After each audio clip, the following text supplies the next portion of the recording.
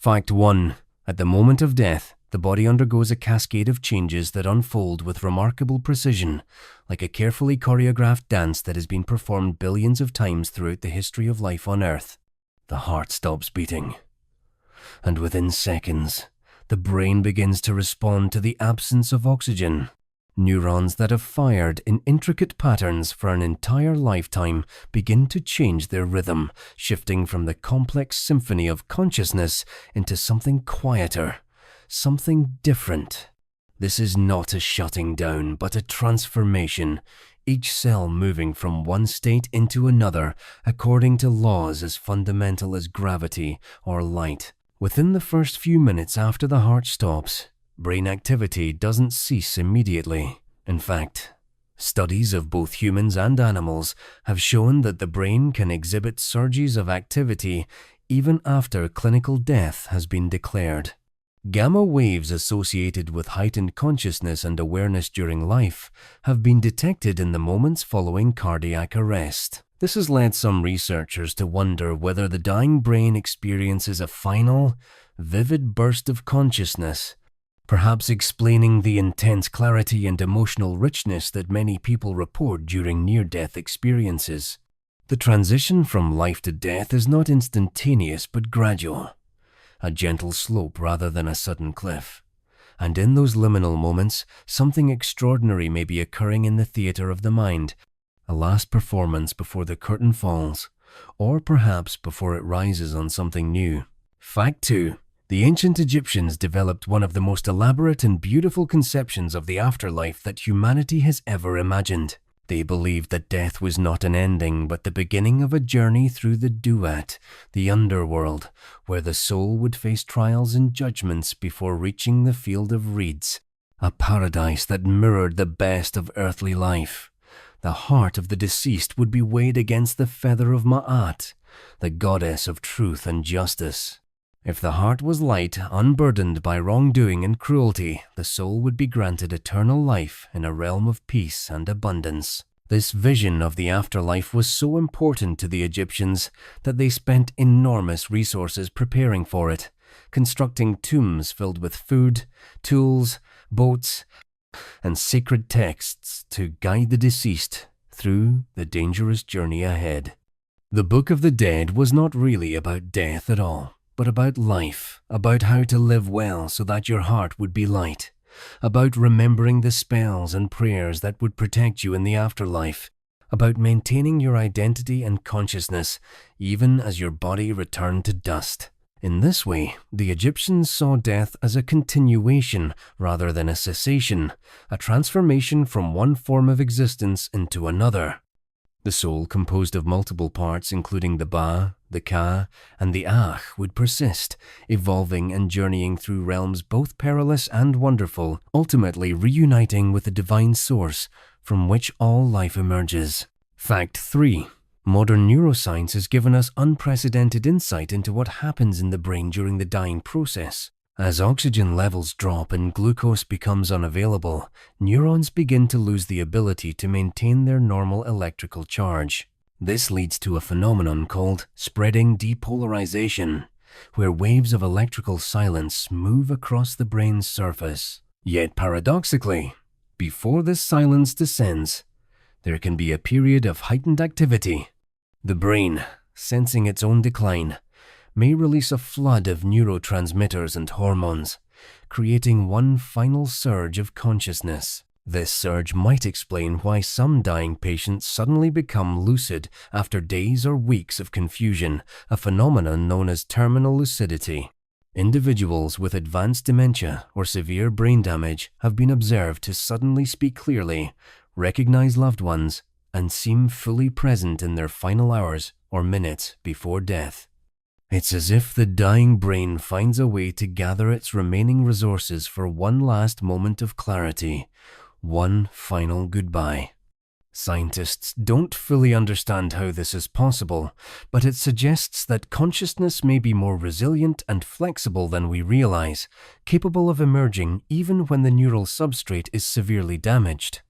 These moments of unexpected clarity offer profound comfort to families and raise deep questions about the relationship between brain and mind, between the physical organ and the awareness that it somehow produces. Fact 4. The concept of reincarnation, the belief that consciousness returns in new form after death, appears in cultures around the world, from Hinduism and Buddhism to certain indigenous traditions, and even in ancient Greek philosophy.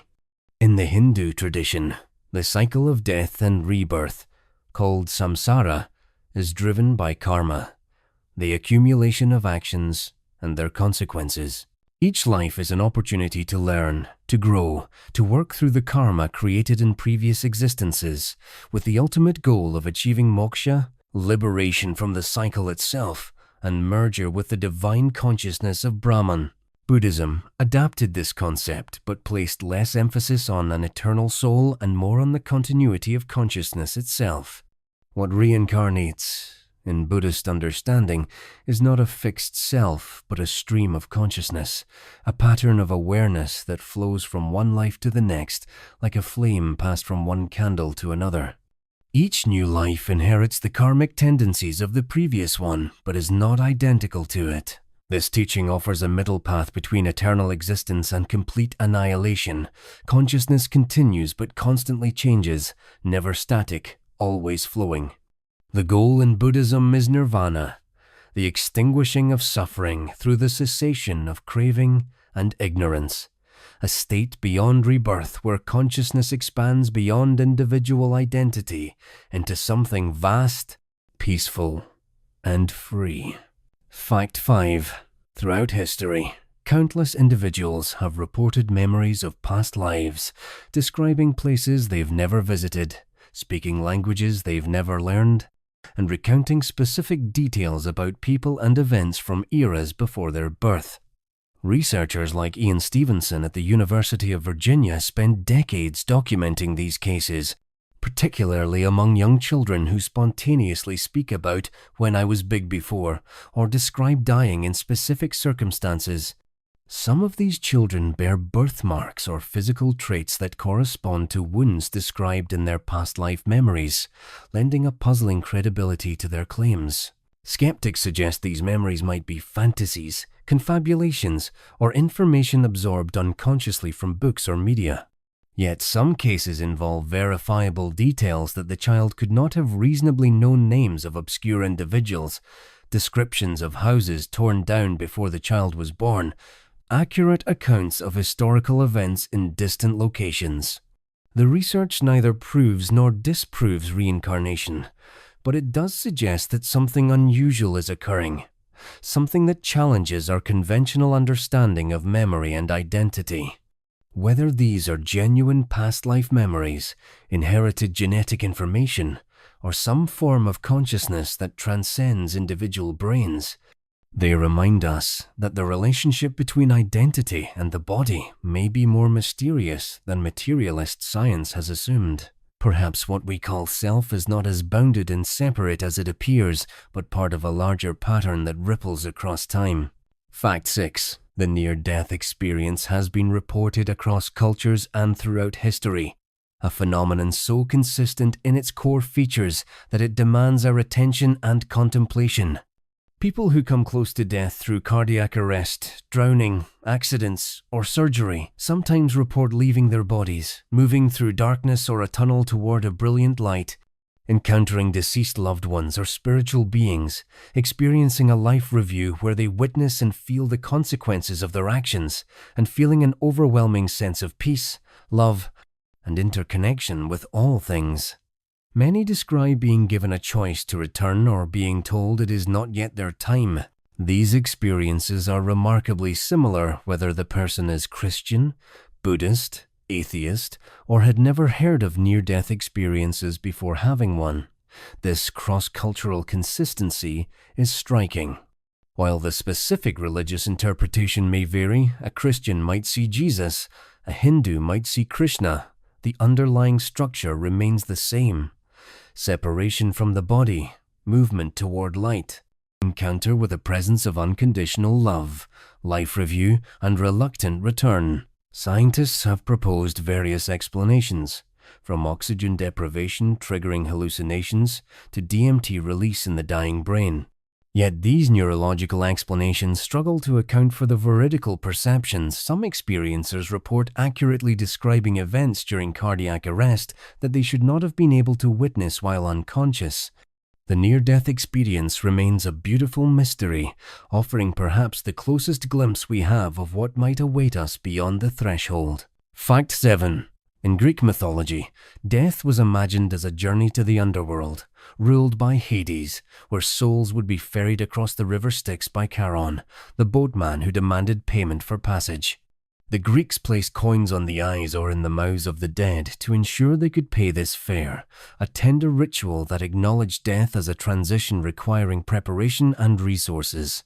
Once across the river, souls would be judged and sent to different regions, the fields of Elysium for the virtuous and heroic, Tartarus for the wicked, and the Asphodel Meadows for the vast majority of ordinary souls, where they would exist in a dim, shadowy continuation of life without particular joy or suffering. This vision of the afterlife reflected Greek cultural values and anxieties. The emphasis on proper burial and remembrance suggests a belief that the living and the dead remained connected, that memory and honor could sustain the soul even in the shadowy underworld.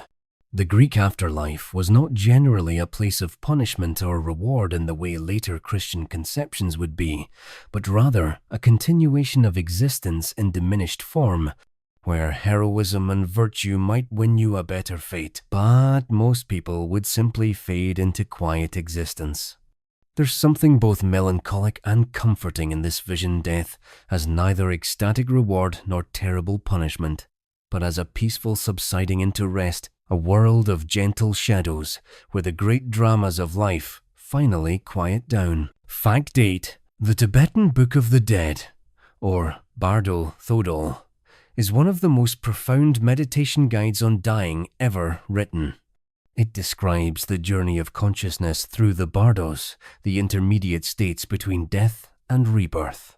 According to this tradition, after death, consciousness experiences a series of visions and encounters, first with the peaceful and wrathful deities, who are understood not as external beings but as projections of one's own mind, manifestations of different aspects of consciousness itself. The text is read to the dying person to help them recognize these visions for what they are and to navigate toward liberation rather than being swept back into rebirth. The Tibetan Buddhist understanding is that the moment of death offers a profound opportunity. If consciousness can remain clear and recognize the luminous nature of awareness itself, the clear light of the void that appears at the moment of death, liberation can be achieved. But most beings, unprepared and confused by the overwhelming visions, miss this opportunity and are drawn by karma and desire back into a new physical form. The bardos are said to last up to 49 days, during which consciousness wanders, experiencing increasingly intense and disturbing visions, before finally taking rebirth. This teaching emphasizes the importance of preparing for death through meditation and spiritual practice, so that when the moment comes, we can meet it with clarity rather than fear, recognition rather than confusion. Fact 9. From a purely physical perspective, death is the cessation of the processes that maintain the organized complexity we call a living being. The body, which has fought against entropy for decades, finally surrenders to it. Cells that have worked ceaselessly to maintain their boundaries and functions begin to break down. Bacteria that were kept in check during life now flourish, beginning the process of decomposition. The molecules that formed your tissues, the calcium in your bones, the iron in your blood, the carbon that makes up the majority of your mass, start to disperse back into the environment from which they originally came. But here is the beautiful truth that physics teaches us. Nothing is truly lost. Energy cannot be created or destroyed, only transformed. The atoms that formed your body will continue to exist, eventually becoming part of soil, water, air, and other living beings. The energy that animated you will dissipate as heat and motion, spreading out into the environment. In the most literal sense, you will become part of everything. The grass growing above your grave, the trees in the forest, the rain falling on a distant ocean. This material continuity is a form of immortality. Every atom in your body was once part of a star, forged in nuclear furnaces billions of years ago, and will continue to exist long after the sun has died. You are not separate from the cosmos, but a temporary configuration of it, a pattern that emerges for a time before dissolving back into the larger pattern. Fact 10. The moment when life transitions into death is surprisingly difficult to define with precision. Medical professionals typically declare death when the heart stops and cannot be restarted, or when brain activity ceases. But the cells of your body don't all die at the same moment. Some continue functioning for hours or even days after the heart stops. Hair and nails continue to grow for a brief time. The digestive system's bacteria, which have been with you your entire life, continue their work. Certain cells can be kept alive in laboratory conditions long after the organism as a whole has died. This reveals something profound. Death is not a moment but a process, a gradual transformation rather than an instant switch from being to non-being. Just as birth is not a single instant but a process of emergence, the baby exists before leaving the womb, takes its first breath, has its cord cut, all in a sequence of events we compress into birth. So, death is an unfolding, a passage from one state to another that takes time. This understanding can bring comfort. The person you love does not vanish in an instant, but gradually transitions, their cells, their energy, their influence in the world, persisting and transforming. The boundary between life and death is softer than we imagine, a gradient rather than a line, a slow dissolving rather than a sudden ending. Fact 11. Many spiritual traditions speak of the soul as something eternal, a spark of consciousness that existed before birth and will continue after death. In Hinduism, the Atman, the individual soul, is understood to be identical with Brahman, the universal consciousness that is the ground of all being. The apparent separation between self and other, between individual and cosmos, is Maya, illusion, created by the limitations of embodied existence. Death, in this view, is simply the shedding of one illusion, the dropping away of a temporary identity that was never truly separate from the infinite. This teaching suggests that our deepest nature is consciousness itself, pure awareness without form or limit. The body and personality are like costumes worn by this consciousness, useful for navigating physical existence but not ultimately who we are. When we die, we remove the costume and remember our true nature. Practices like meditation aim to give us glimpses of this while still alive, moments where identification with the body-mind falls away, and we experience ourselves as the awareness in which all experience arises. From this perspective, death is not frightening, but liberating, a return to our natural state after a temporary journey into form. We have never been merely this body, this name, this story. We are the consciousness that was present before this life began and will remain after it ends, eternal and unchanging, the witness behind all experience. Fact 12. Quantum physics has introduced strange possibilities into our understanding of reality that some theorists believe might relate to consciousness and its persistence after death. One controversial but intriguing idea is that consciousness might not be produced by the brain, but rather received or filtered by it, much like a radio receives signals that exist independently of the radio itself. In this model, the brain is a kind of reducing valve, taking the vast field of universal consciousness and narrowing it down to the focused, individual awareness we experience in daily life. When the brain dies, rather than consciousness ending, it might expand back into this larger field. This idea draws on quantum theories suggesting that consciousness might be fundamental to the universe rather than emergent from matter. Some physicists propose that the quantum realm, where particles exist in superposition until observed, where entanglement links distant objects in ways that transcend space, might be where consciousness operates.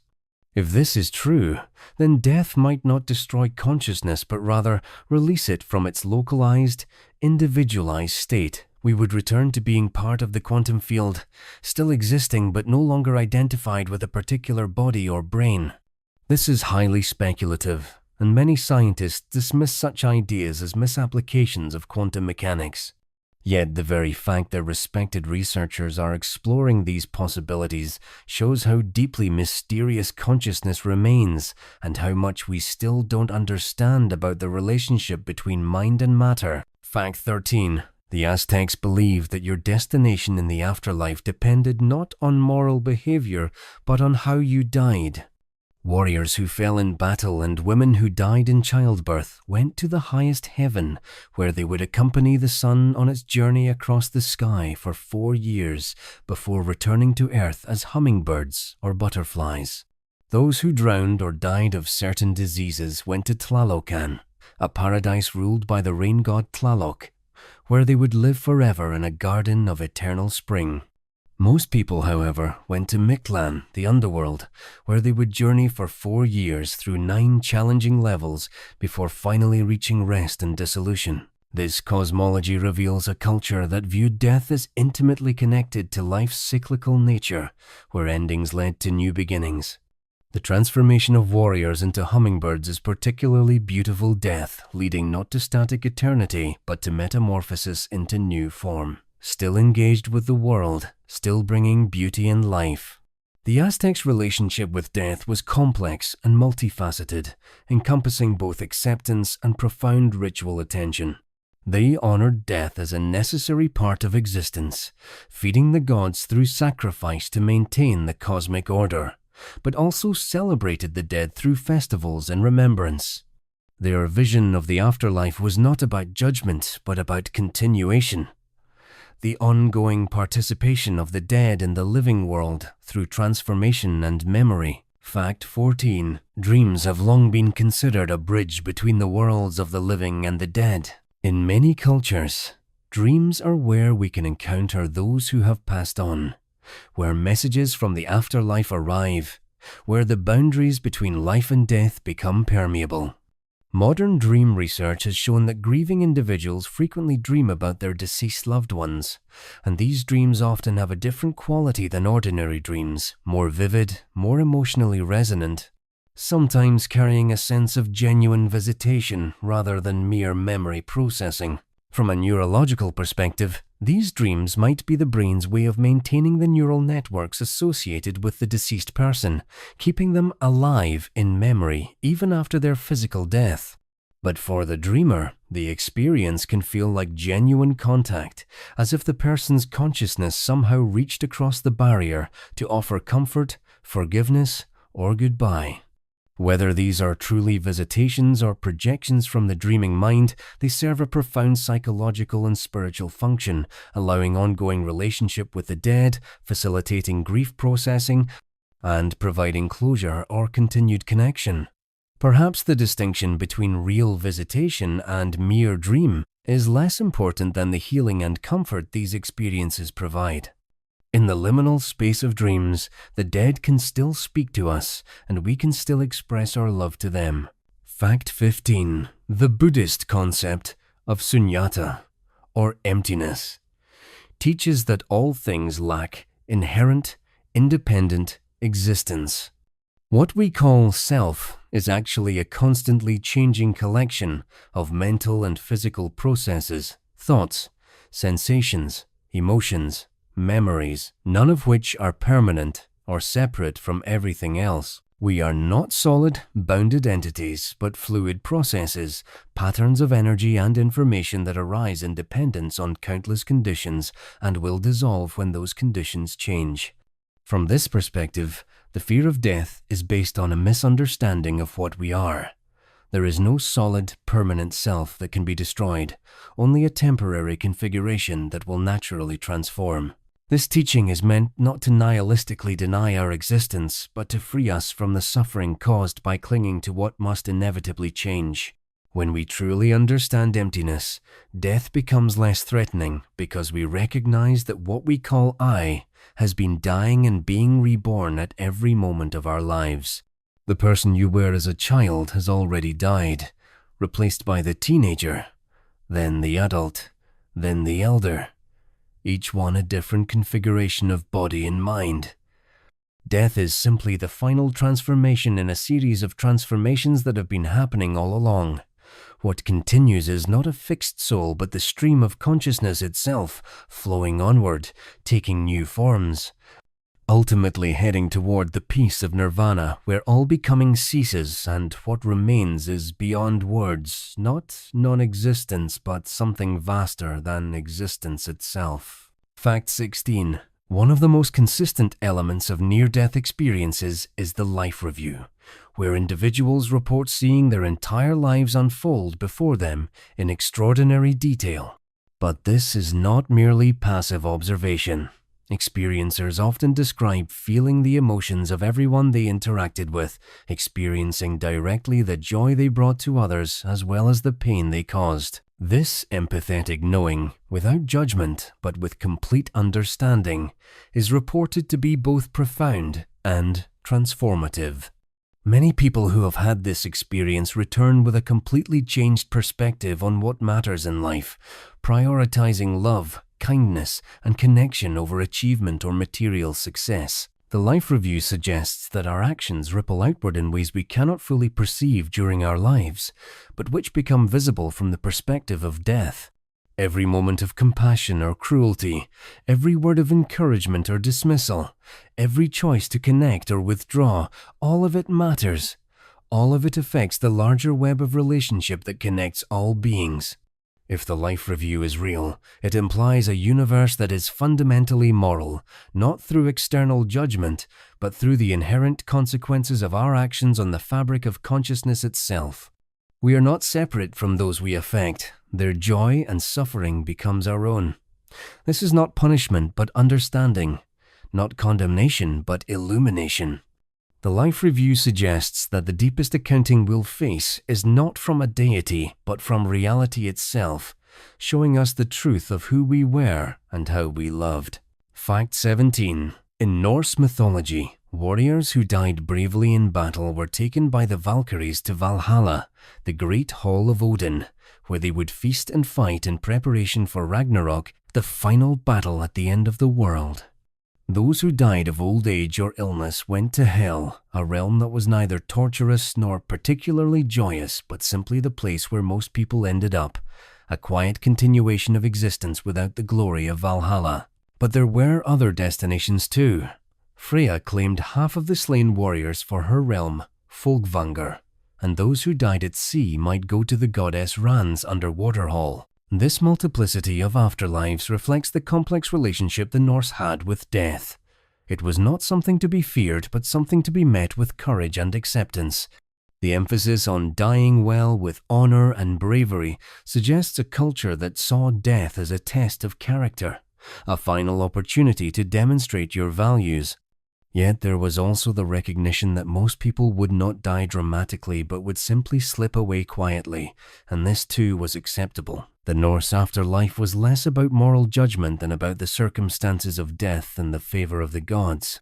What mattered was that death was not the end but a transition to a different form of existence, where relationships and activities continued, where the dead remained part of the cosmic story, preparing for the great transformation that would eventually come even for the gods themselves. Fact 18. The pineal gland, a small endocrine organ deep in the brain, has been called the seat of the soul by philosophers like Descartes, and is the focus of much spiritual speculation. This tiny gland produces melatonin, regulating sleep cycles, but some researchers have suggested it might also produce DMT, dimethyltryptamine, a powerful psychedelic compound that creates profound altered states of consciousness. DMT is sometimes called the spirit molecule because users often report encountering other dimensions, alien beings, or divine presences during its effects. The theory, still controversial and unproven, is that the pineal gland might release a flood of DMT at the moment of death, creating the near-death experience. Whether or not this theory is true, it points to the fascinating possibility that our own biology might be designed to help us transition through death. Perhaps the brain produces its own neurochemical aid for the dying process, a natural anesthetic and visionary experience that eases the passage from life to death. The mystical visions reported by those who take DMT, the tunnels of light, the encounters with beings of love, the sense of returning to a cosmic home echo the reports of near-death experiencers with remarkable precision. Could it be that death is not a plunge into darkness, but a journey into an internally generated reality that helps consciousness disconnect from the body? The pineal gland, with its association with light sensitivity and its deep location in the brain, stands at the mysterious intersection of biology and spirituality, a physical organ that might help facilitate a metaphysical transition. Fact 19. Grief is the evidence of love, the price we pay for connection, and it too is part of the ongoing relationship between the living and the dead. When someone dies, they do not vanish completely from the world. They continue to exist in the memories of those who loved them, in the influence they had on others' lives, in the physical and cultural artifacts they created, and in the genetic heritage they passed on. This continuation through memory and influence is a form of immortality, though different from the spiritual immortality many traditions promise. Psychologists have found that healthy grief often includes maintaining continuing bonds with the deceased, talking to them, sensing their presence, consulting them in imagination when facing difficult decisions. This is not denial of death, but recognition that relationship can transcend physical presence. The dead live on in us, shaping our choices, whispering advice through the internalized version of them we carry, providing comfort through memory. In this way, consciousness extends beyond the individual brain. Your thoughts and behaviors are influenced by people who died long before you were born through the culture they created, the genes they passed on, the ideas they contributed to humanity's collective knowledge. We are not isolated individuals, but nodes in a vast network of relationship that extends across time, connecting the living and the dead in continuous dialogue. Fact 20. The ancient Egyptians believed the soul had multiple components, each with its own destiny after death. The Ka was your life force, your double, which remained in the tomb and needed to be sustained by offerings. The Ba was your personality, often depicted as a bird with a human head, which could travel between the tomb and the afterlife. The Ak was the transformed, enlightened aspect that successfully navigated the judgment and achieved immortality. The Ike was the heart, the seat of emotion and morality. The Ren was your name, which needed to be remembered and spoken to ensure your continued existence. This complex understanding suggests that the ancient Egyptians intuited something that modern psychology has confirmed. Identity is not a simple, unified thing, but a collection of different aspects and processes. We are not one self, but many selves. The social self, the inner self, the physical self, the self that others remember, the self we aspire to be. After death, these various aspects might have different fates. Your physical body decays, but your influence on others persists. Your personality as others knew it lives on in their memories, while your deeper essence, whatever that might be, continues on its own journey. The Egyptian model, with its multiplicity of soul components, might be closer to the truth than the Western conception of a single, unified soul. We are multitudes, and when we die, these multitudes might disperse in different directions, each finding its own continuation. Fact 21. Deathbed visions are a common phenomenon reported by hospice workers and family members attending the dying. In the days or hours before death, lucid patients sometimes report seeing deceased loved ones standing at the foot of the bed, beckoning them or simply offering comfort. They might describe beautiful landscapes, heavenly music, or a sense that they're being called home. These visions seem to bring peace to those experiencing them, easing the transition and reducing fear. Some patients clearly communicate that they're preparing to leave, speaking of a journey they're about to undertake. Skeptics might attribute these visions to medication, oxygen deprivation, or the brain's response to shutdown. Yet they occur even in patients who are not on mind-altering medications and who are otherwise lucid and clear. The consistency of these reports across cultures and throughout history suggests they're a genuine part of the dying process. Whether they're hallucinations produced by the dying brain or actual glimpses of what awaits, they serve a profound function, helping the dying person let go, reducing anxiety, and allowing death to be met with acceptance rather than terror. Perhaps it doesn't matter whether these visions are real in an objective sense.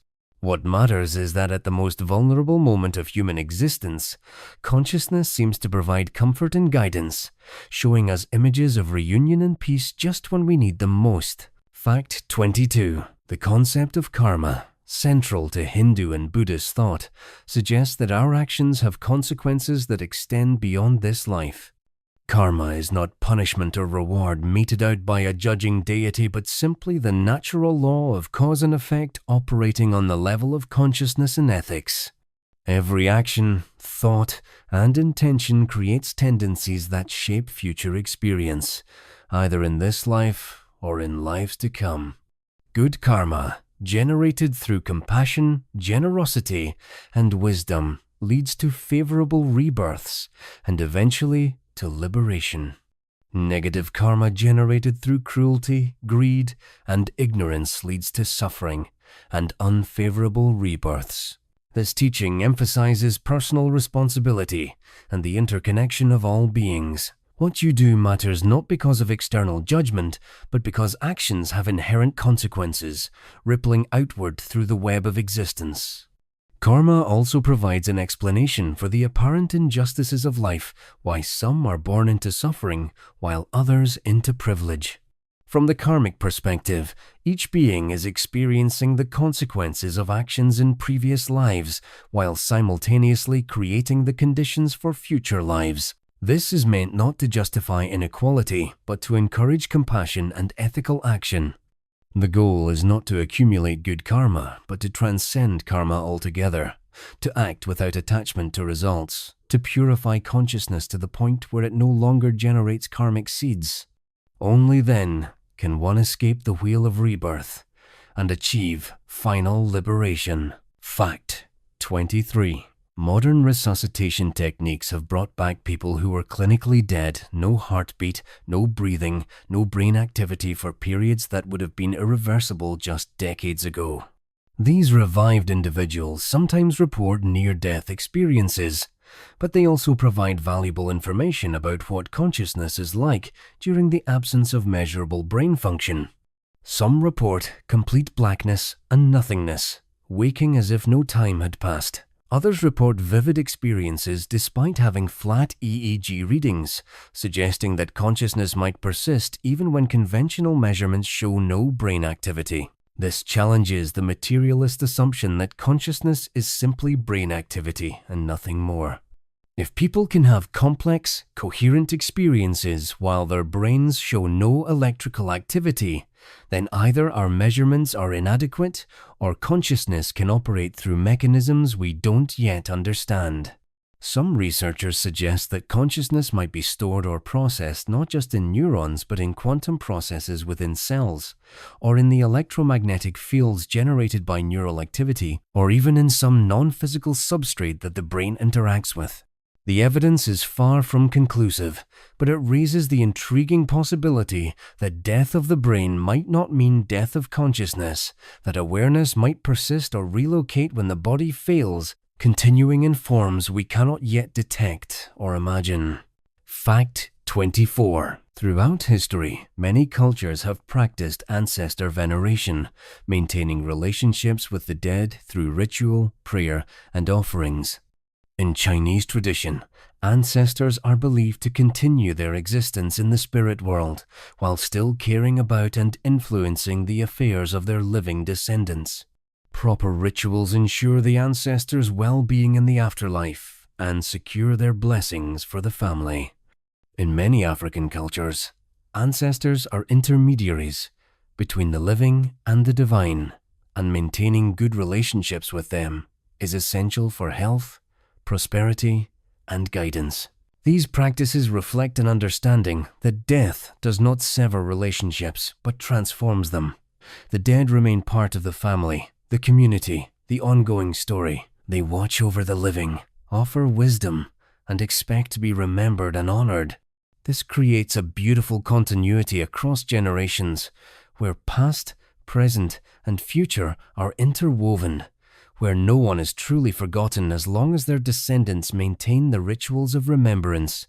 Modern secular culture has largely lost these practices, but the psychological need they fulfilled remains. We still talk to our dead, still feel their presence, still consult them in imagination.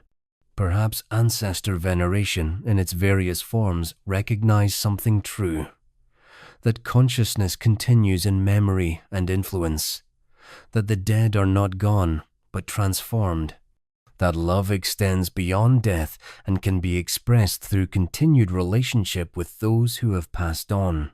Fact 25. The famous double-slit experiment in quantum physics revealed that observation affects reality at the quantum level. Particles behave differently when measured than when unobserved. This has led some philosophers and physicists to suggest that consciousness might play a fundamental role in the structure of reality itself, that the universe might require observers to collapse quantum probabilities into definite states.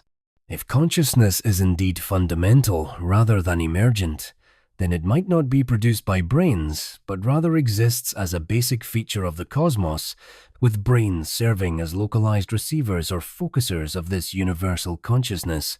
This leads to a radical possibility. If consciousness is fundamental, then it cannot die. When the brain dies, individual consciousness might not be extinguished, but rather lose its localized, individual character and merge back into the universal field of awareness from which it temporarily emerged.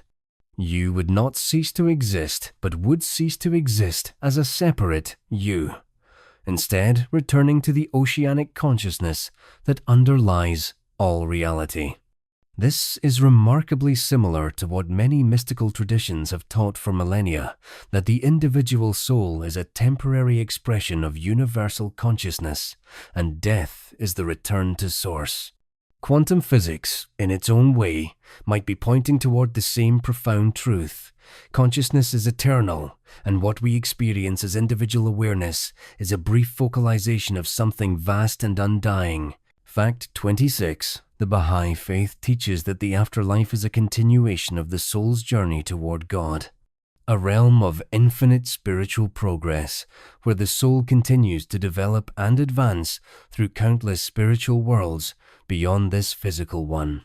Death is described as being born into a greater reality, just as physical birth is an emergence from the womb into a larger world. The spiritual qualities and virtues developed during physical life become the capital with which the soul begins its afterlife journey. Heaven and hell are not places but states of being, nearness to or distance from God, understood as the divine attributes of love, truth, justice, and beauty. This progressive vision of the afterlife suggests that growth and development never cease, that consciousness is on an eternal trajectory toward greater understanding and love. There is no final destination, no static eternity of changeless bliss, but rather an infinite journey of discovery and refinement. Physical life is preparation for this greater journey, a brief but crucial phase where we develop the spiritual capacities we'll need in the worlds beyond. The suffering and challenges of earthly existence are not meaningless, but serve to forge character and awaken spiritual qualities that cannot develop in purely pleasant conditions. Death, then, is not tragedy, but graduation, not ending, but commencement. The moment when we leave behind the limited conditions of physical existence and step into realms of unimaginable beauty and possibility. Fact 27. Studies of cardiac arrest survivors have revealed that approximately 10 to 20% of those who are successfully resuscitated report some form of near-death experience.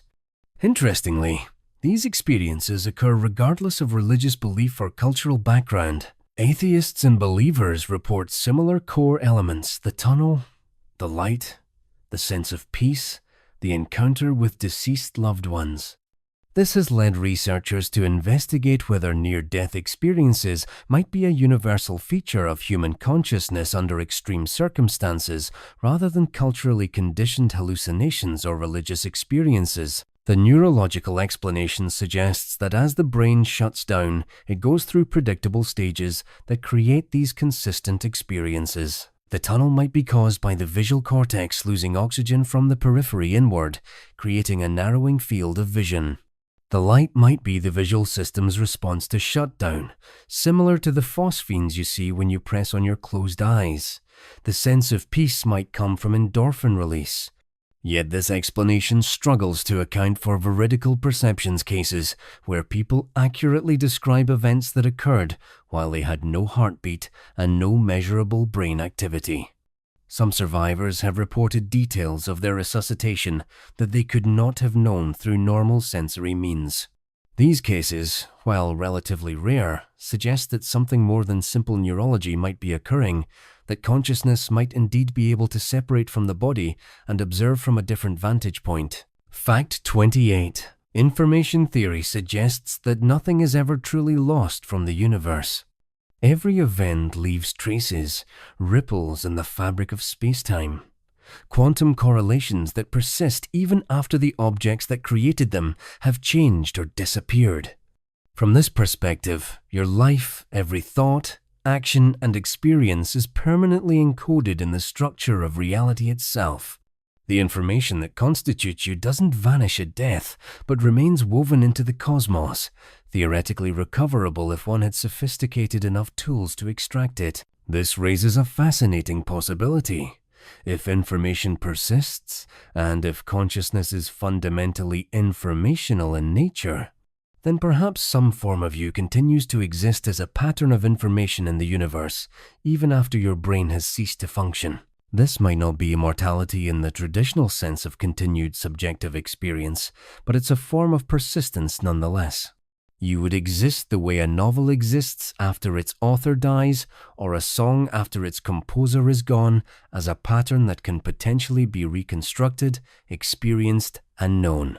The universe forgets nothing, and in its perfect memory, you continue forever as part of the whole, your unique pattern of information preserved in the vast library of everything that has ever been. Perhaps this is what the Akashic records of mystical tradition point to, not a supernatural archive, but the simple fact that reality retains all information, and consciousness, being information, cannot be destroyed. Fact 29. The Islamic conception of the afterlife describes a journey that begins immediately at death, when the soul is questioned by two angels, Munkar and Nakir, about faith and deeds. The soul then rests in the grave in a state called Barzakh until the day of judgment, when all humanity will be resurrected and judged by Allah. Paradise, or Jannah, is described in vivid sensory detail gardens with flowing rivers, fruits and pleasures beyond earthly imagination, reunion with loved ones, and most importantly, the pleasure of Allah's presence. Hell, or Jahannam, is a place of purification and punishment for sins, though many Islamic scholars believe it is not necessarily eternal for all who enter it. This eschatology emphasizes moral accountability and divine justice.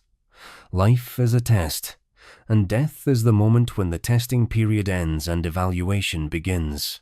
Yet Islamic teaching also emphasizes Allah's mercy, which exceeds His wrath, and the possibility of intercession and forgiveness. The goal is not simply to avoid punishment, but to purify the soul, to develop the qualities of submission, compassion, and devotion that allow one to live in harmony with divine will. The afterlife is not arbitrary reward and punishment, but the natural consequence of who you became during your life, whether you developed your soul in the direction of love and service or allowed it to stagnate in selfishness and cruelty.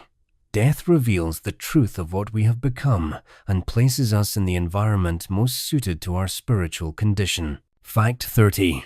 Neuroscientists have discovered that the brain can remain active for up to 10 minutes after the heart stops beating, and in some cases, brain activity surges right before death in ways that remain mysterious.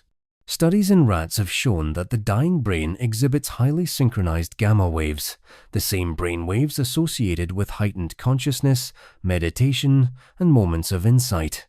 This surge of activity happens even as oxygen levels plummet, suggesting the brain is doing something important in these final moments. One possibility is that this represents the brain's final effort to preserve consciousness or memory, a last-ditch attempt to maintain the patterns that constitute the self.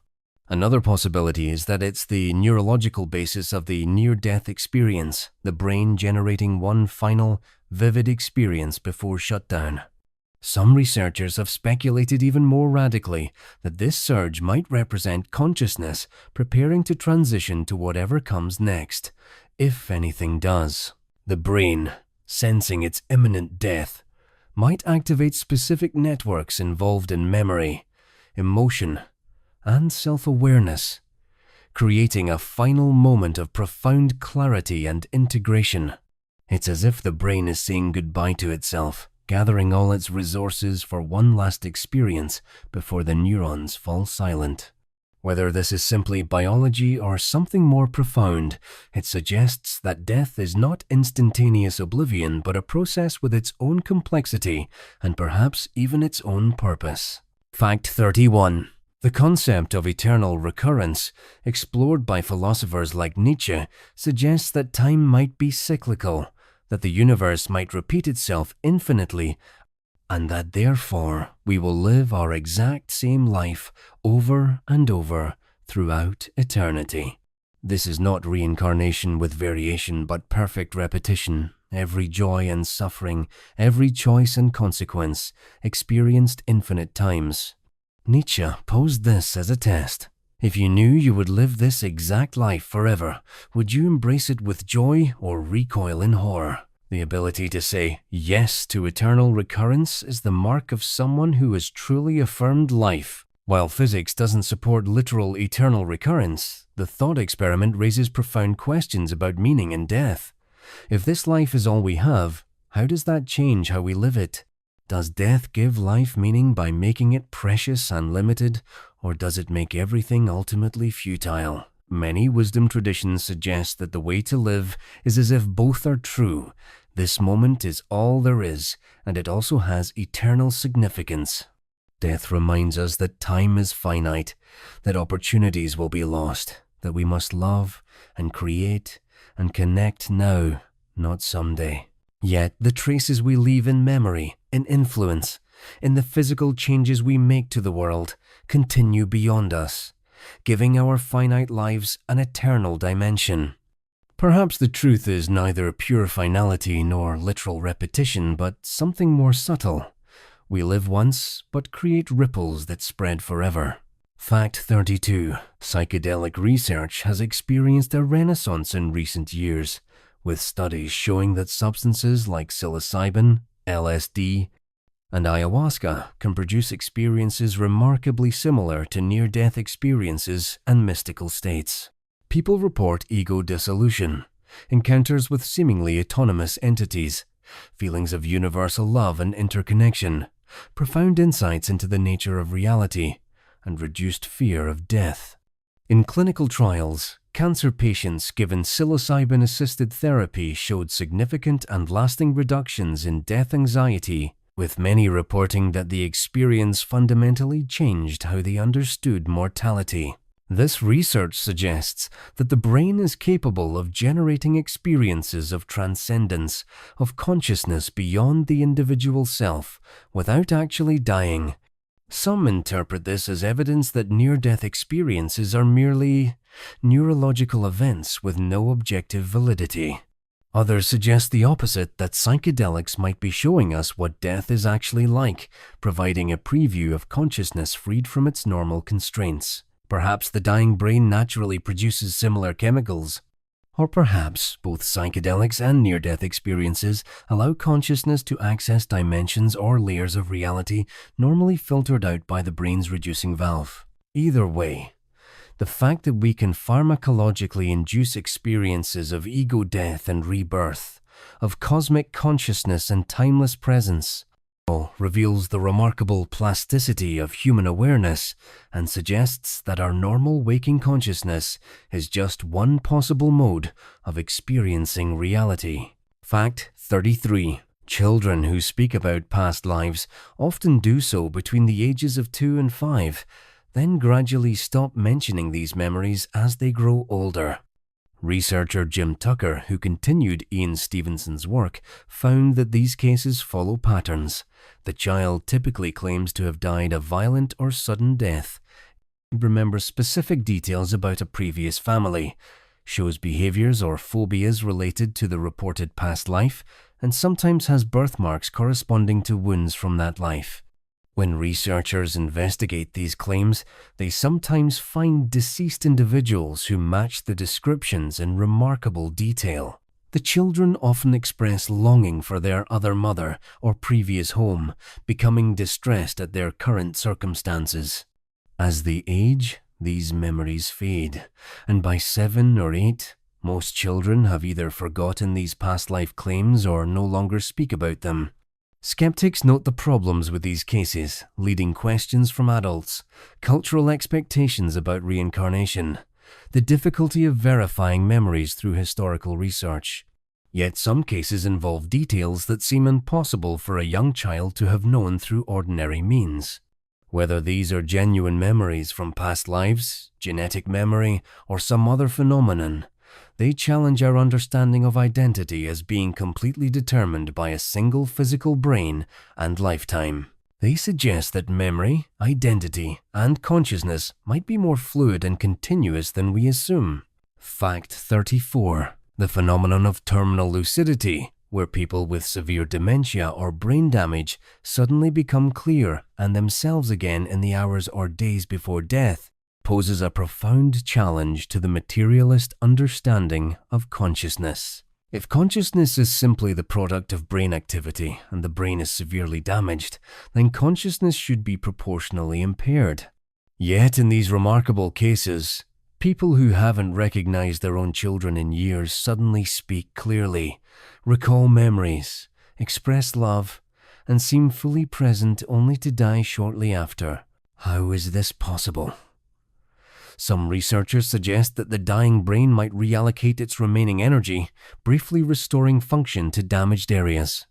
Others propose that consciousness might not be entirely dependent on the brain, but rather works through it, and when the brain is about to shut down completely, whatever constraints the damaged brain imposed might temporarily lift, allowing consciousness to manifest more fully. This is highly speculative, but terminal lucidity provides compelling evidence that the relationship between brain and mind is more complex than simple identity. Perhaps consciousness can operate through damaged neural substrate more effectively than we believe, or perhaps it can partly exist independent of the brain. These moments of unexpected clarity are gifts to the families who witness them, a chance to say goodbye to the person they've missed, and they raise deep questions about the nature of self and awareness. Fact 35.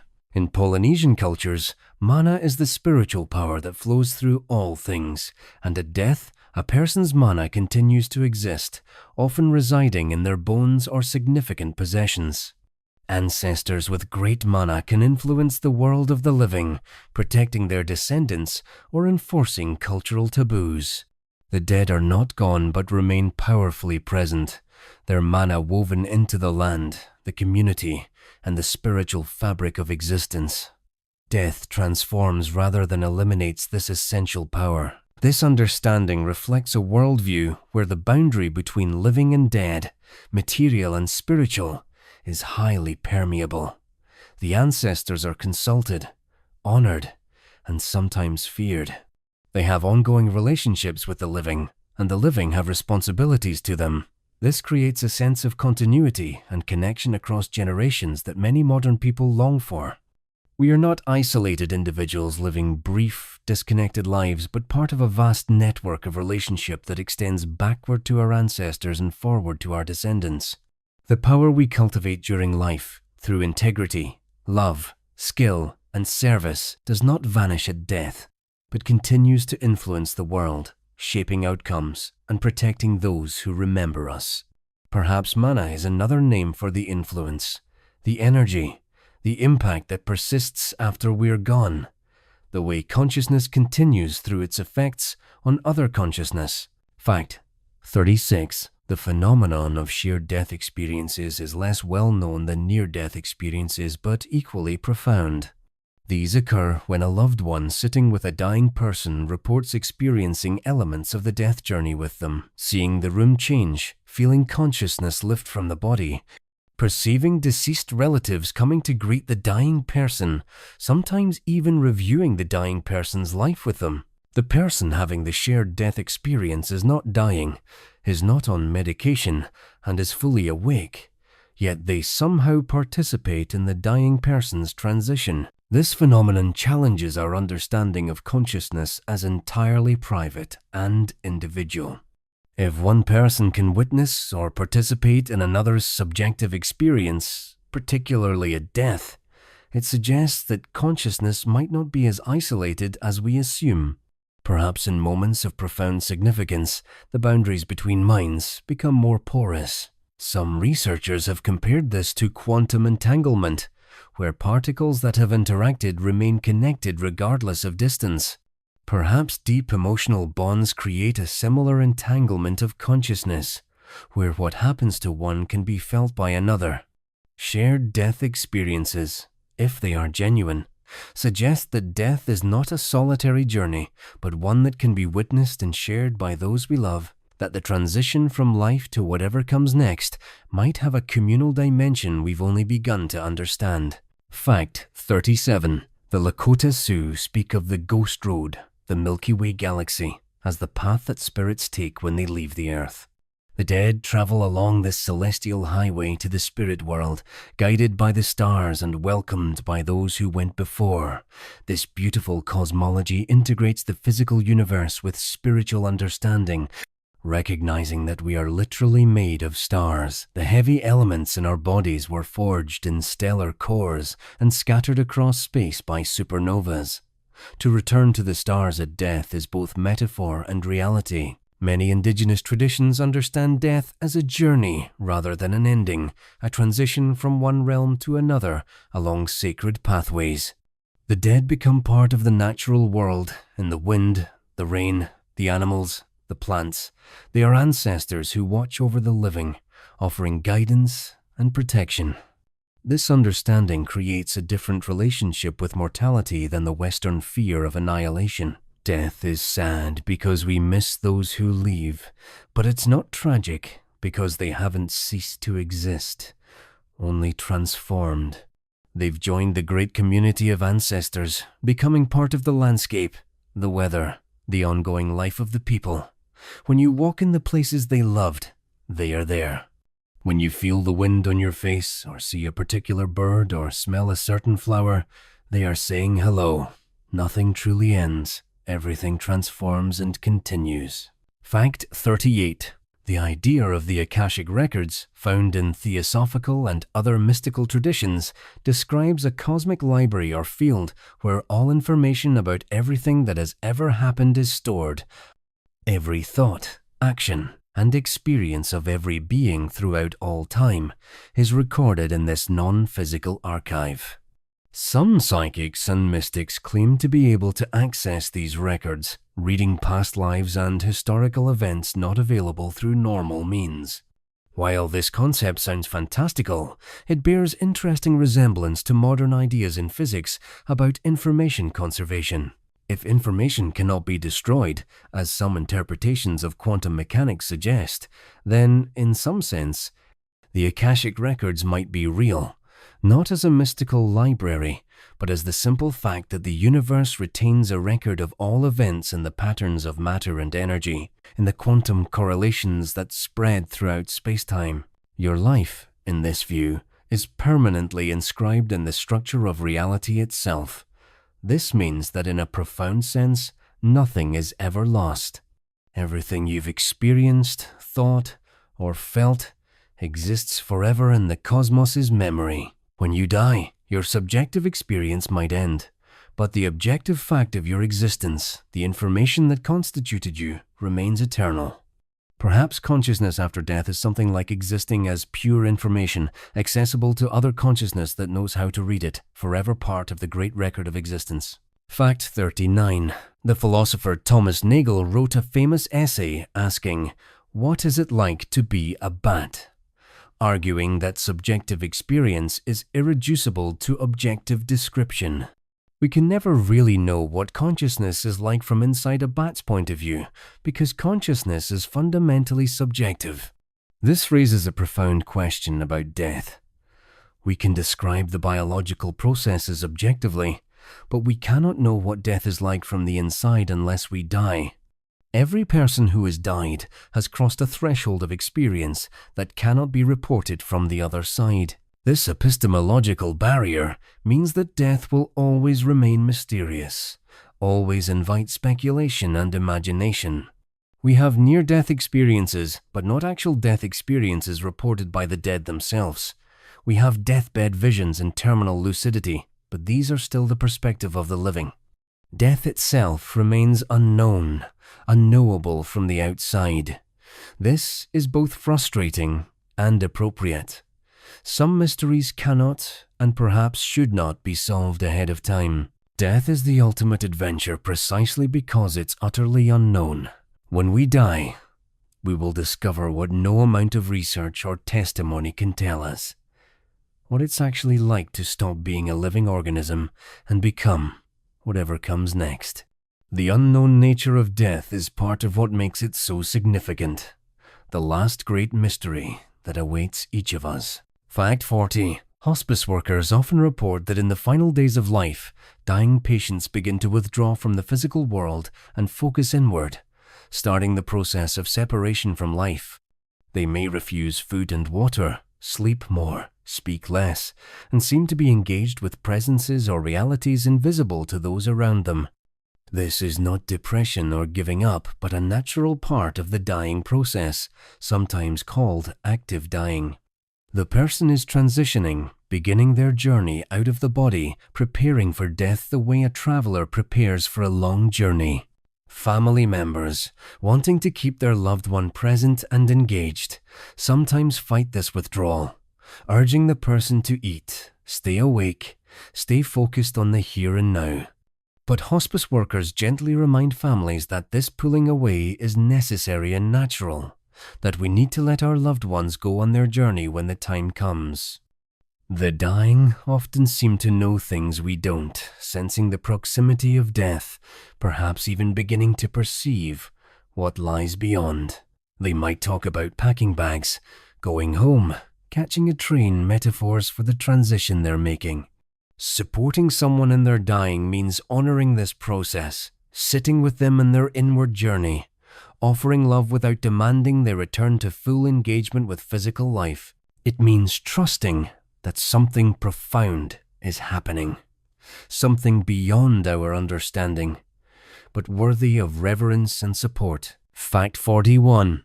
The concept of heaven has taken many forms throughout history, but most versions share common elements: reunion with loved ones, freedom from suffering, the presence of ultimate goodness or divinity, beauty beyond earthly imagination, and eternal peace. Whether it's the Christian heaven of eternal praise and communion with God, the pure land of Mahayana Buddhism where beings practice until enlightenment, or the Norse Valhalla of feasting and glory, these visions all reflect deep human longings for peace, for reunion, for meaning, for reward after life's struggles.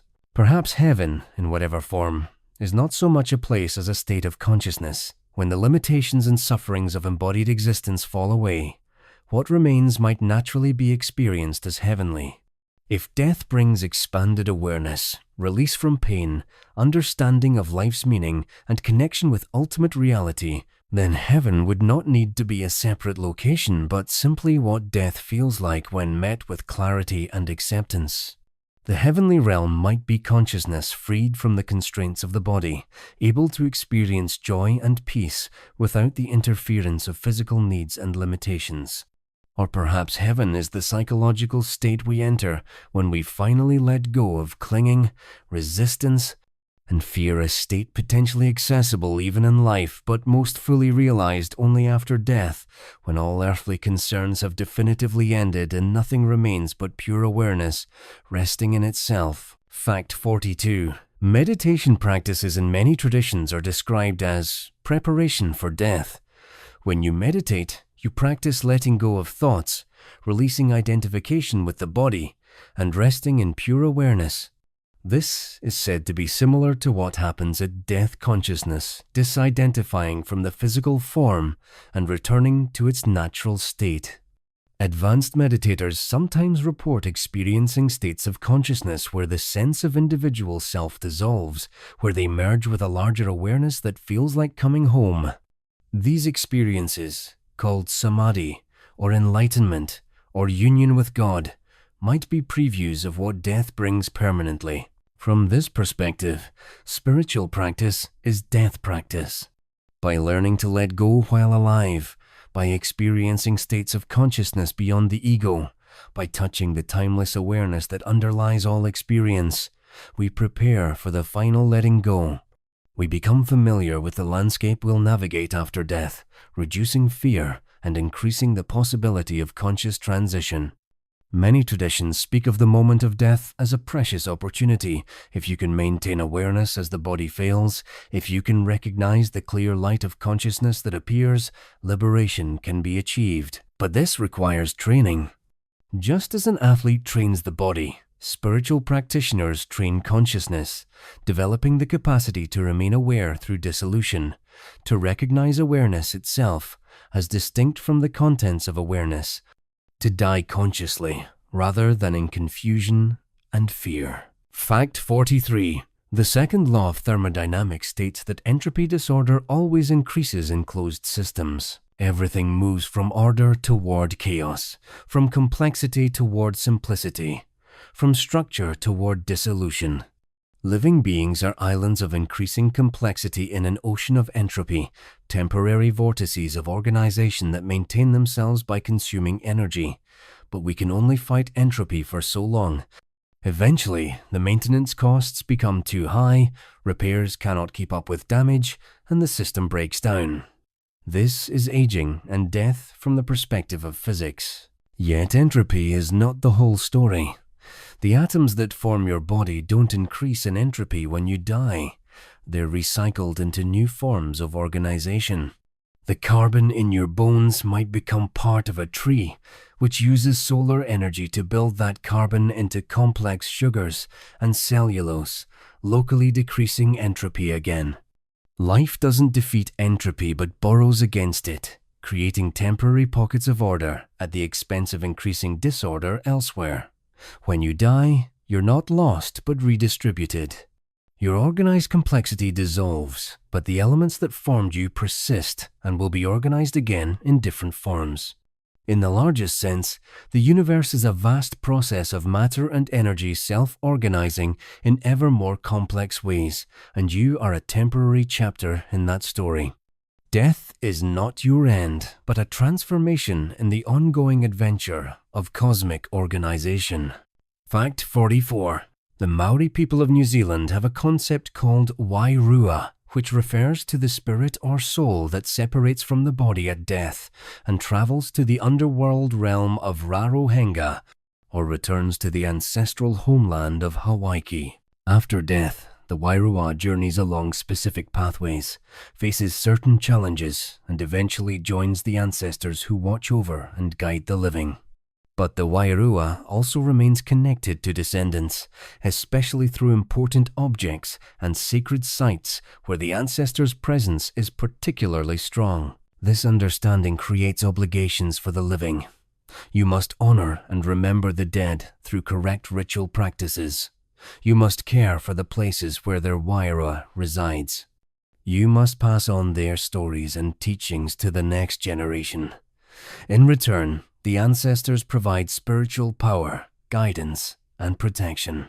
This reciprocal relationship means death is not severance but transformation of relationship. The dead remain active participants in the community, their wisdom and mana available to those who maintain the proper connections. Modern Maori continue these practices, integrating ancient understandings with contemporary life, demonstrating that traditional wisdom about death and ancestors can remain relevant and meaningful even in the modern world.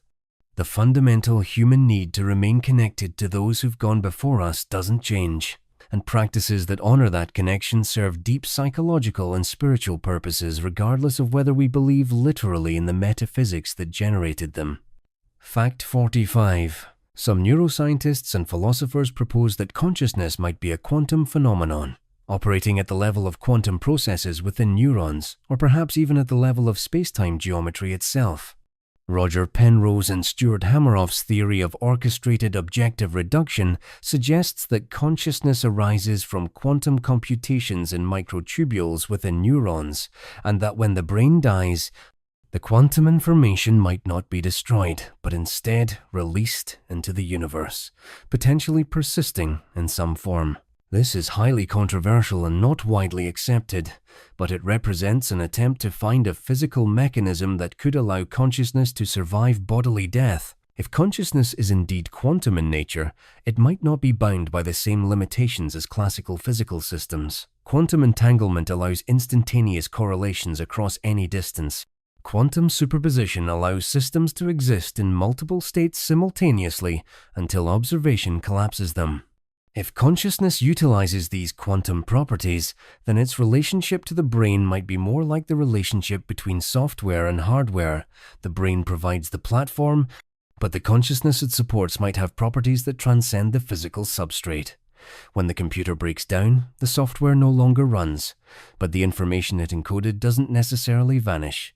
Applied to death, this might mean that when the brain dies, the quantum information that constituted your consciousness doesn't disappear, but persists in the quantum field, potentially accessible or reorganizable in ways we don't yet understand. Fact 46. The Day of the Dead, celebrated in Mexico and increasingly throughout the world, treats death not as something to fear, but as part of the natural cycle of existence worthy of celebration.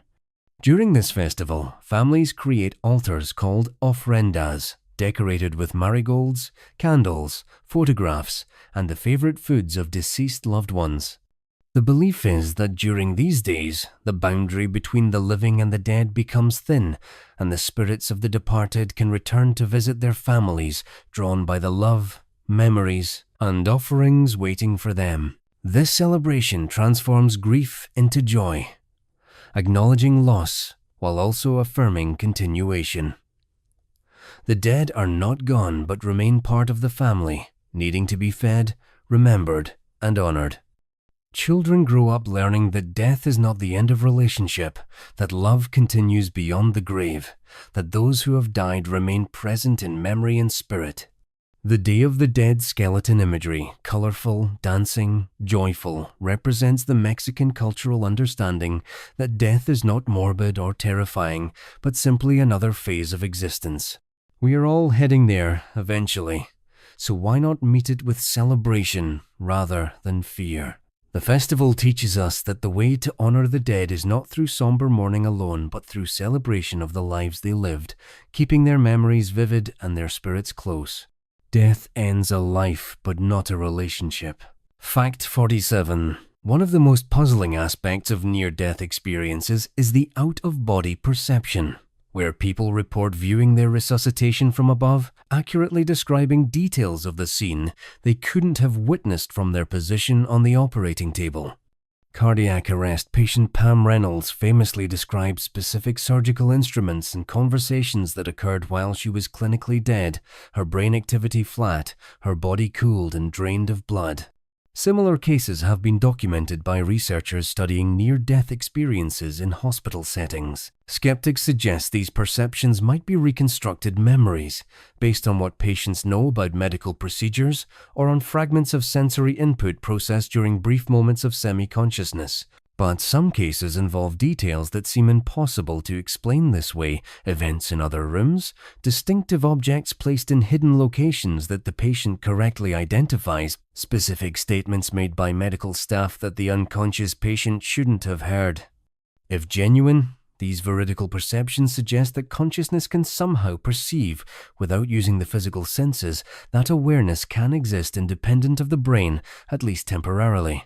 This would be profound evidence that consciousness is not simply brain activity, but something more, something capable of operating when the brain is offline, something that might therefore survive the brain's permanent shutdown at death. Fact 48. The Stoic philosophers of ancient Rome practiced meditation on death not to become morbid but to enhance appreciation for life. By frequently contemplating mortality, they believed, we remember not to take our time for granted, to forgive petty grievances, to focus on what truly matters. The Stoic exercise of premeditatio malorum, premeditation of evils, included visualizing the death of yourself and loved ones, not to create anxiety but to prepare emotionally and to deepen present gratitude. When you remember that everyone you love will die, including yourself, you treat each moment together as precious rather than guaranteed. Modern research in psychology has confirmed what the Stoics intuited. Contemplating mortality can lead to positive life changes.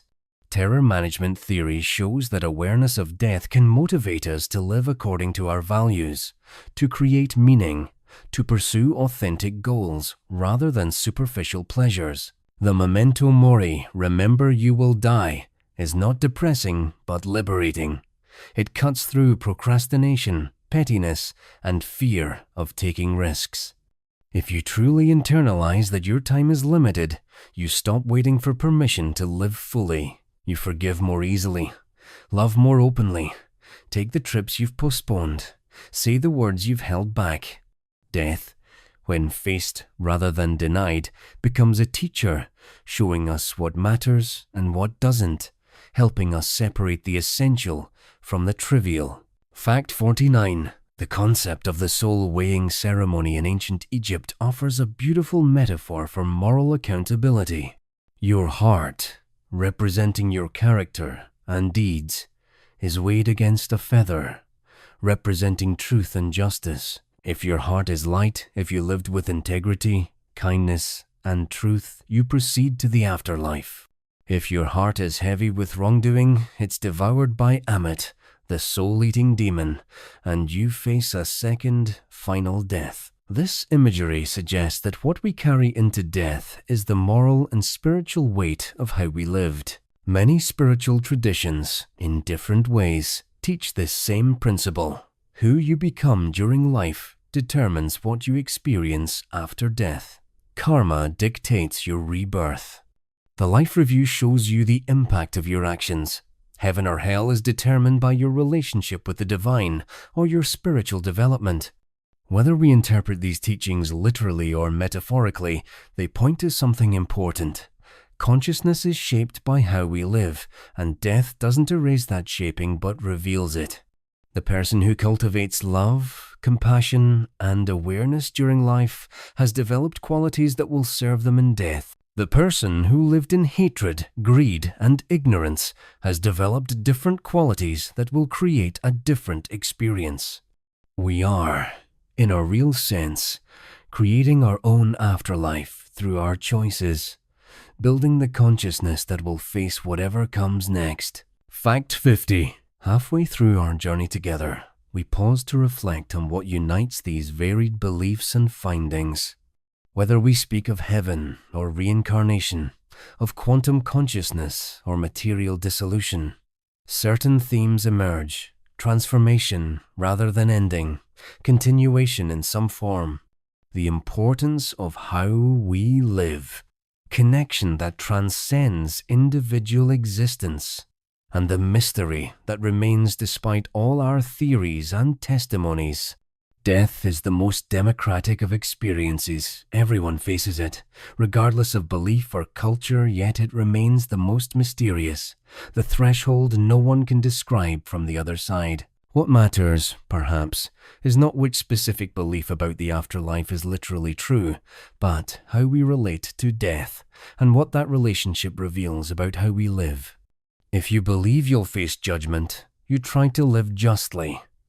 If you believe in reincarnation, you consider the long-term consequences of your actions. If you believe consciousness is eternal, you might feel connected to something larger than your individual existence. If you believe death is final, you might treasure each moment more preciously. Each understanding of death, if held with wisdom rather than fear, can help us live better, more fully, more lovingly. And perhaps that's what matters most, not the metaphysics of what happens after we die, but the ethics and spirituality of how we live before we do. Fact 51. Dreams have long been considered a liminal space between life and death, a nightly practice of letting go of the ego and entering an alternative realm where different rules apply. Sleep itself is sometimes called little death, and the journey into dream consciousness mirrors. In minor key, the journey of dying, the body becomes immobile. Awareness of the physical world fades, and consciousness enters a realm of imagery, emotion, and symbol, where the normal laws of physics don't apply. Ancient cultures often saw dreams as literally visiting the realm of the dead or receiving messages from ancestors and gods. This connection between dreams and death suggests that we rehearse death every night, practicing the art of letting go, experiencing consciousness operating without the usual sensory input from the physical world. Some meditation traditions use the hypnagogic state, the transition between waking and sleeping, as training for death, learning to maintain awareness through the dissolution of ordinary consciousness. If we can remain aware as we fall asleep, entering the dream consciously, we develop the capacity to potentially remain aware through death as well. Dreams remind us that consciousness is more flexible and resilient than we think, capable of creating entire worlds without external input, able to continue even when the physical senses shut down. Each morning when we wake from dreams is a small resurrection, a return from the underworld of sleep, and perhaps death itself is just a longer sleep from which we may also awaken. Fact 52. The concept of hell in various religious traditions often involves fire, torture, and eternal suffering as punishment for sin or moral failure. The Christian hell, Islamic Jahannam, and various Buddhist hell realms all describe places of purification or punishment where souls suffer the consequences of their earthly actions. These teachings have been used to encourage moral behavior through fear, but they've also been the source of tremendous anxiety and psychological harm, especially when interpreted literally and punitively. Many modern theologians and spiritual teachers have reinterpreted hell not as a literal place, but as a state of consciousness, the natural result of a life lived in hatred, greed, and separation from love. Hell, in this understanding, is what it feels like to be trapped in ego, cut off from connection, consumed by our worst qualities without the distractions and defenses we maintained during physical life. It's not imposed by a vengeful deity, but simply the experience of consciousness that has developed in negative directions. Some traditions suggest that hell is not eternal, but purgatorial, a state of suffering that burns away impurities until the soul is ready for higher realms. This makes hell not arbitrary punishment, but natural consequence, not eternal damnation, but temporary correction. Whether hell is real or metaphorical, the warning it carries remains relevant. How we develop our consciousness matters, and the habits of mind we cultivate during life will be what we have to work with after death. Fact 53. Children often have a more natural, less fearful relationship with death than adults. Young children have not yet developed the existential anxiety about mortality that characterizes adult consciousness. When someone dies, children might ask straightforward questions about where the person went, whether they're happy, if they'll come back to visit. This innocence reflects both lack of understanding and, perhaps, a kind of wisdom, the intuitive sense that death is transformation rather than annihilation. Many parents report that their children speak of seeing or communicating with deceased grandparents or siblings, accepted as matter-of-factly as any other aspect of reality. As we age, cultural conditioning and rational thinking often create more fear around death. We learn to see it as terrible, as ending, as something to avoid thinking about. But there's value in recapturing some of that childlike directness. Death is natural, inevitable, and universal. Everyone and everything that has ever lived has died or will die. Seeing death as normal rather than aberrant, as transition rather than ending, as something that can be met with curiosity rather than only with fear. This is wisdom. Children sometimes possess before society teaches them otherwise. Cultures that integrate death into life through rituals, through keeping the dead present in memory and conversation, through honest discussion, tend to produce people with healthier relationships to mortality. We need not hide death away or speak of it only in whispers. It deserves to be acknowledged, explored, and accepted as the profound transition it is. Fact 54. The experience of grief teaches us that love continues beyond death. When someone we love dies, we don't stop loving them.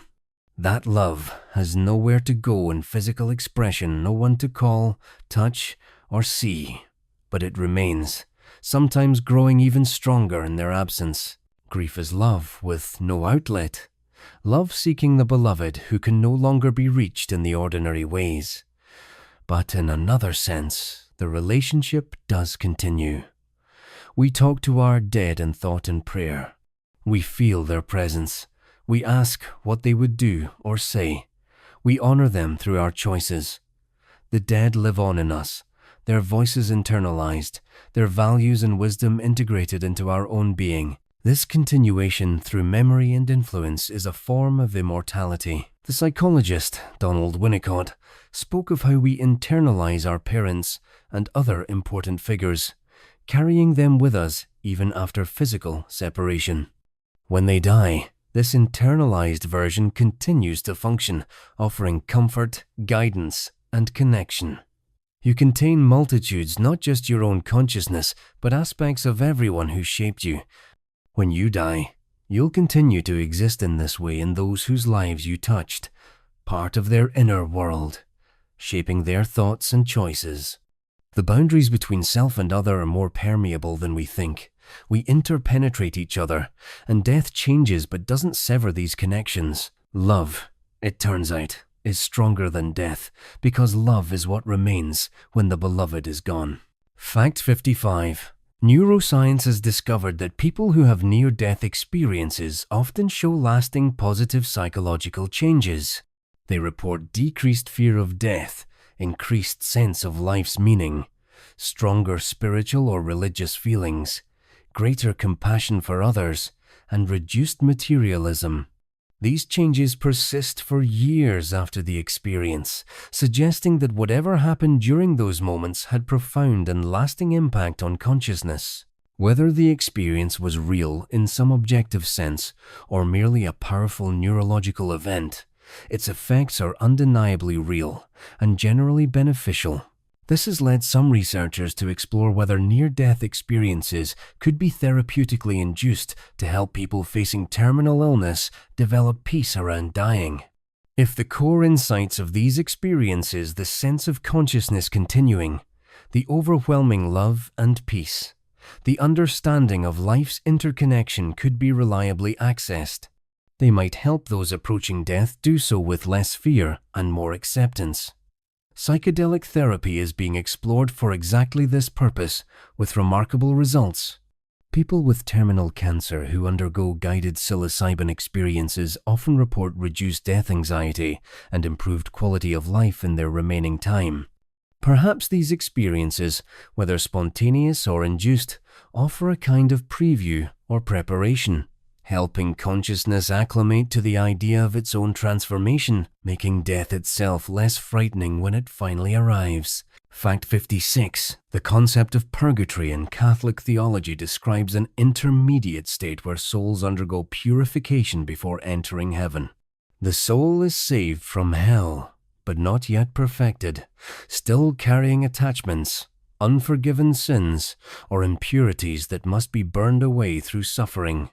This suffering is not punishment but correction, the painful but necessary process of becoming worthy of divine presence. Eventually, all souls in purgatory will be purified and admitted to heaven, unlike those in hell who remain there eternally. This teaching reflects a sophisticated understanding of spiritual development. Most of us die in a mixed state, neither perfectly virtuous nor completely evil, but somewhere in between, carrying both light and shadow. Purgatory acknowledges this reality and provides a mechanism for continued growth after death. The idea that consciousness might need time to adjust, to let go of earthly attachments, to complete its transformation before fully entering whatever comes next, makes psychological sense. Death might not immediately place us in our final state, but begin a process of transition that takes time, what the Tibetan Buddhists call the bardo states. Whether literal or metaphorical, purgatory points to the possibility that death is not instant transformation but gradual metamorphosis, consciousness slowly adapting to its new condition, releasing what no longer serves, becoming what it was always meant to be. Fact 57. Quantum entanglement, sometimes called spooky action at a distance, shows that particles that have interacted remain correlated even when separated by vast distances. Measuring the state of one particle instantaneously affects the other, regardless of the space between them. This has led some physicists and philosophers to suggest that entanglement might apply to consciousness as well. If two people share deep connection through love, meditation, or simply prolonged relationship, their consciousness might become entangled in some way, remaining connected even after one dies. While highly speculative, this idea resonates with common experiences. Many people report sensing when a distant loved one dies, feeling their presence after death, or receiving what seems like communication in dreams or synchronicities. Could these be explained by some form of quantum entanglement of consciousness? Or are they simply our minds making meaning from coincidence, our grief seeking connection with those we've lost? We don't know. But the possibility that consciousness might operate according to quantum principles, that awareness might be fundamentally interconnected in ways that transcend space and time, offers a framework for understanding experiences that seem impossible under materialist assumptions. Death might not sever these quantum connections, but only transform them, allowing continued influence and relationship through channels we don't yet understand. Fact 58. The Zen Buddhist approach to death emphasizes acceptance and presence. Life is transient, everything is impermanent, and death is simply the natural conclusion of the life process.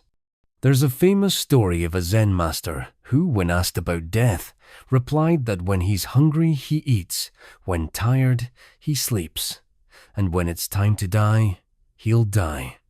This isn't callousness, but profound acceptance of reality as it is.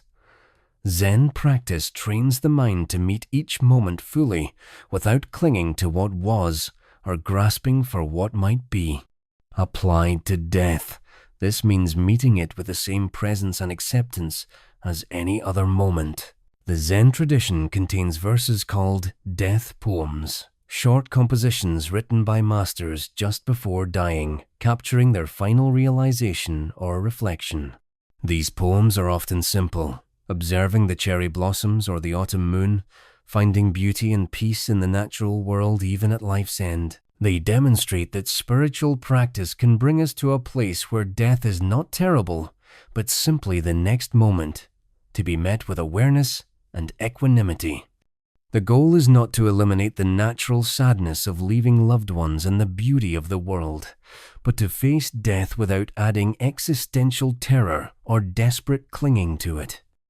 When we stop fighting against impermanence and accept it fully, death becomes just death.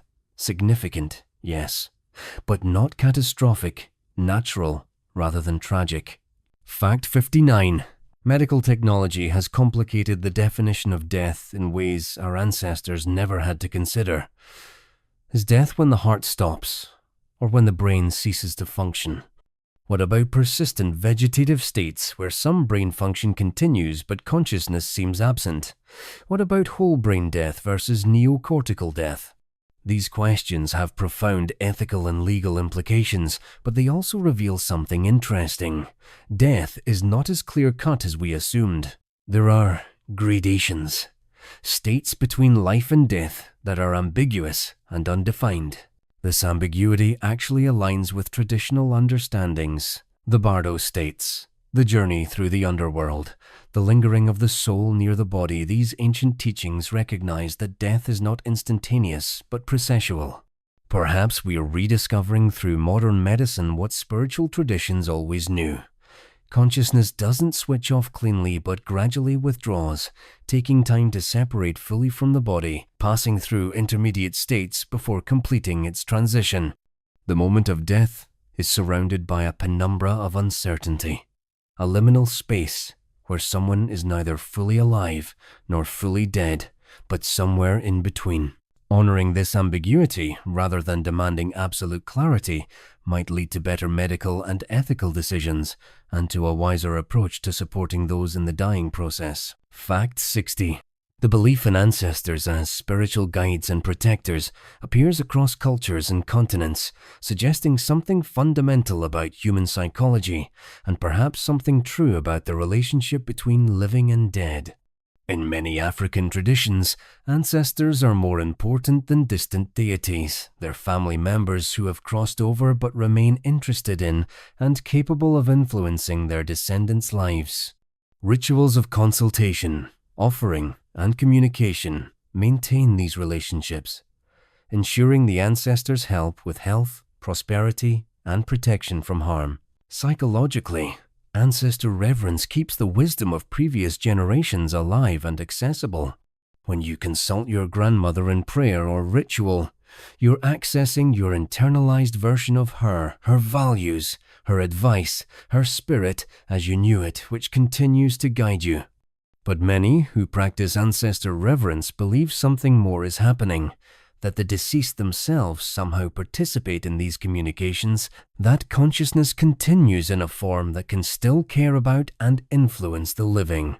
Whether this is literally true or psychologically powerful metaphor, the practice serves important functions, maintaining intergenerational connection, honoring the debt we owe to those who came before, recognizing that we're not isolated individuals but links in a chain stretching backward to the beginning of humanity and forward into the future. The ancestors remind us that we're temporary custodians of life and culture, responsible for passing it on wisely. Fact 61.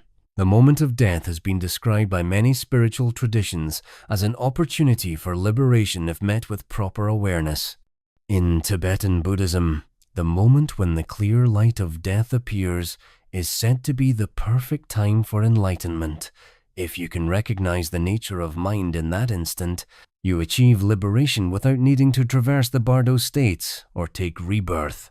Similarly, in Hindu tradition, the thoughts present at the moment of death are said to determine your next incarnation, making the final moment extremely important spiritually. This teaching emphasizes the value of preparation.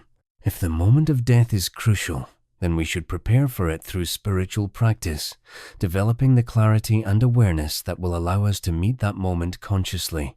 This is one reason many traditions encourage meditation, prayer, and ethical living, not just for their benefits during life, but as preparation for death. The person who has trained in letting go, in recognizing awareness itself as distinct from the contents of awareness, in resting in open presence beyond the ego, this person has the tools to potentially navigate death with consciousness intact, to recognize the clear light when it appears, to make the transition wisely. Death comes for everyone, but how we meet it might depend on how we've lived and what we've practiced. The final moment might be the most important of our lives. Fact 62. Black holes. Those mysterious objects in space where gravity is so strong that not even light can escape, have interesting parallels with death. Once something crosses the event horizon of a black hole, it's gone from our universe, unable to send signals back, separated forever from the space and time we inhabit. Yet, from the perspective of the falling object, time and space behave strangely near the event horizon, stretching and distorting in ways that defy ordinary understanding. Some physicists speculate that what falls into a black hole doesn't disappear, but somehow continues in a form we cannot access or perceive from outside. This serves as a powerful metaphor for death. From the perspective of those left behind, the dead have crossed a horizon beyond which we cannot follow or observe. They're gone from our world in a way that seems absolute. Yet from the perspective of the dying person, perhaps the experience is utterly different, time and consciousness transforming in ways we can't imagine, continuing in forms invisible to us but real nonetheless.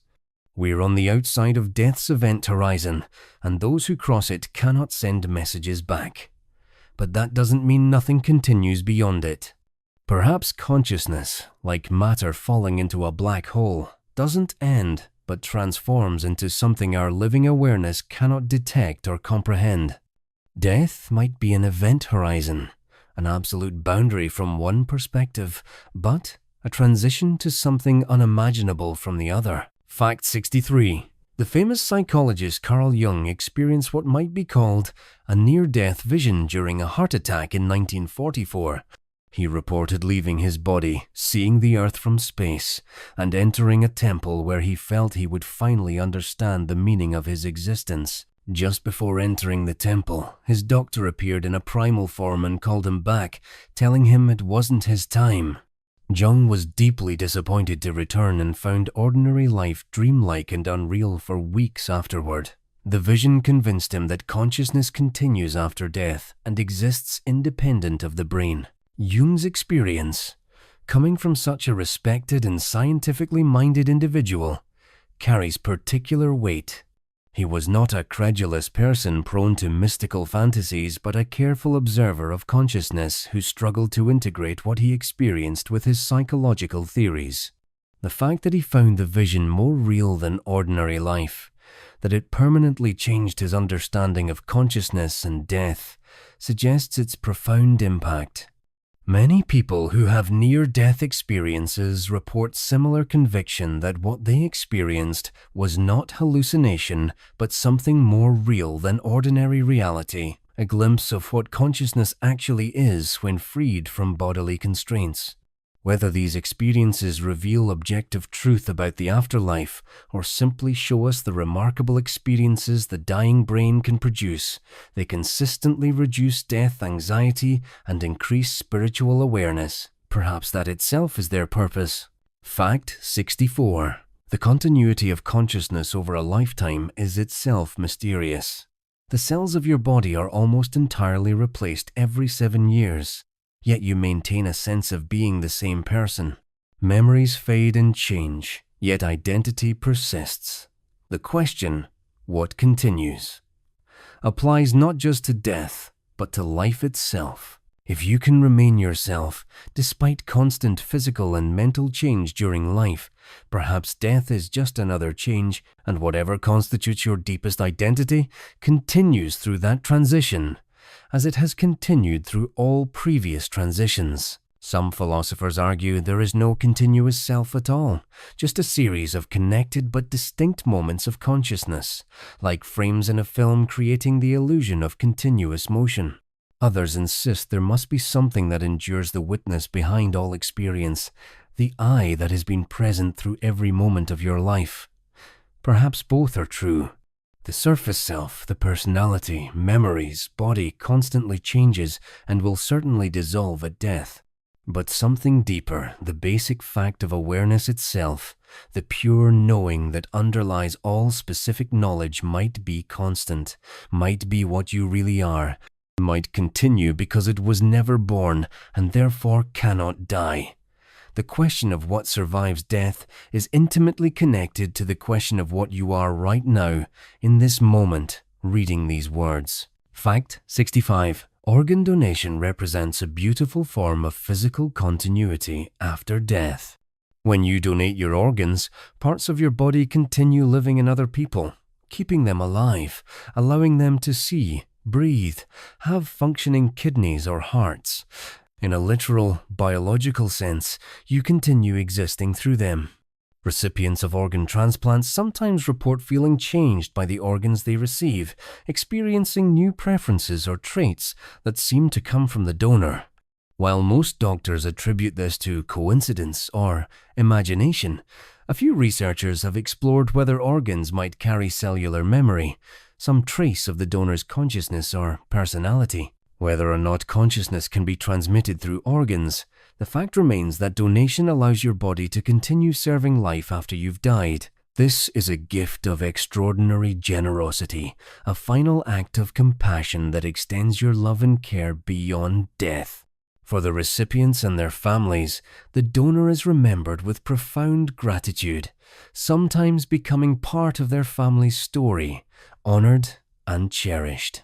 This is a kind of immortality continuing to make a difference in the world, saving or improving lives, being remembered with love by people you never met. Death ends your life, but not your ability to help others. Through donation, the body becomes a final gift, and something of you persists, not in supernatural afterlife, but in the very real, continued life of those you saved. Fact 66. The Sufi tradition within Islam speaks of dying before you die, not physical death, but the death of the ego, the false self that believes it's separate from God. Through practices of remembrance, meditation, love, and service, the Sufi seeks to dissolve the illusion of separation and realize union with the divine. When the ego dies while the body still lives, what remains is pure consciousness, knowing itself to be not separate from, but identical with God.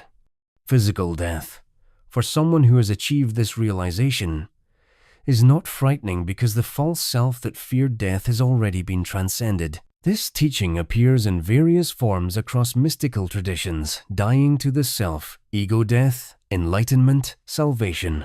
The spiritual path is fundamentally about preparation for death by experiencing a form of death during life. When you let go of the ego's constant demands and defenses, when you stop identifying yourself with your thoughts, body, and history, when you rest in simple awareness beyond all concepts, this is a kind of dying.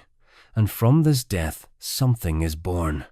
Awareness of your true nature as consciousness itself, eternal and unchanging. The person who has tasted this while alive faces physical death with equanimity, because they've already discovered what survives death, not the personality or body, but the awareness that was present before birth and will remain after. Death, the ground of being itself. Fact 67. Children who have had near-death experiences report the same core features as adults leaving the body, moving through darkness toward light, meeting deceased relatives or spiritual beings, feeling unconditional love, experiencing a life review, though usually briefer, and being told it's not their time. The consistency of these reports across ages, cultures, and belief systems is remarkable. Young children who've had no exposure to religious teachings about the afterlife still report similar experiences, suggesting these might be universal features of consciousness under extreme circumstances rather than culturally conditioned beliefs. Some of the most compelling cases involve children reporting encounters with deceased siblings they didn't know about, babies who died before they were born and never mentioned by parents trying to protect them from that grief. The child returns from a near-death experience saying they met a sibling in heaven, describing details about that child that they shouldn't have known. These cases are difficult to explain through conventional models. They suggest either that near-death experiences provide genuine access to information unavailable through normal means, or that consciousness can somehow access information from parents' memories or from some collective field. Either possibility challenges our standard understanding of mind as isolated and brain-bound. The children's reports, free from adult intellectual complication, might be the clearest windows we have into what actually happens at the threshold of death. Fact 68. Legacy is a form of immortality available to everyone, regardless of belief about spiritual afterlife. What you create, teach, and inspire continues after you're gone, influencing the future in ways you'll never see. Your children and their children carry forward your genetic heritage, but more importantly, they carry your values, your stories, your way of being in the world if you've shared yourself with them. Your work, whether art, scholarship, business, or simple daily kindness, ripples outward, affecting people and situations you'll never know about. You cannot predict or control your legacy, but you're creating it with every action. This offers a different kind of answer to the question, what happens after death?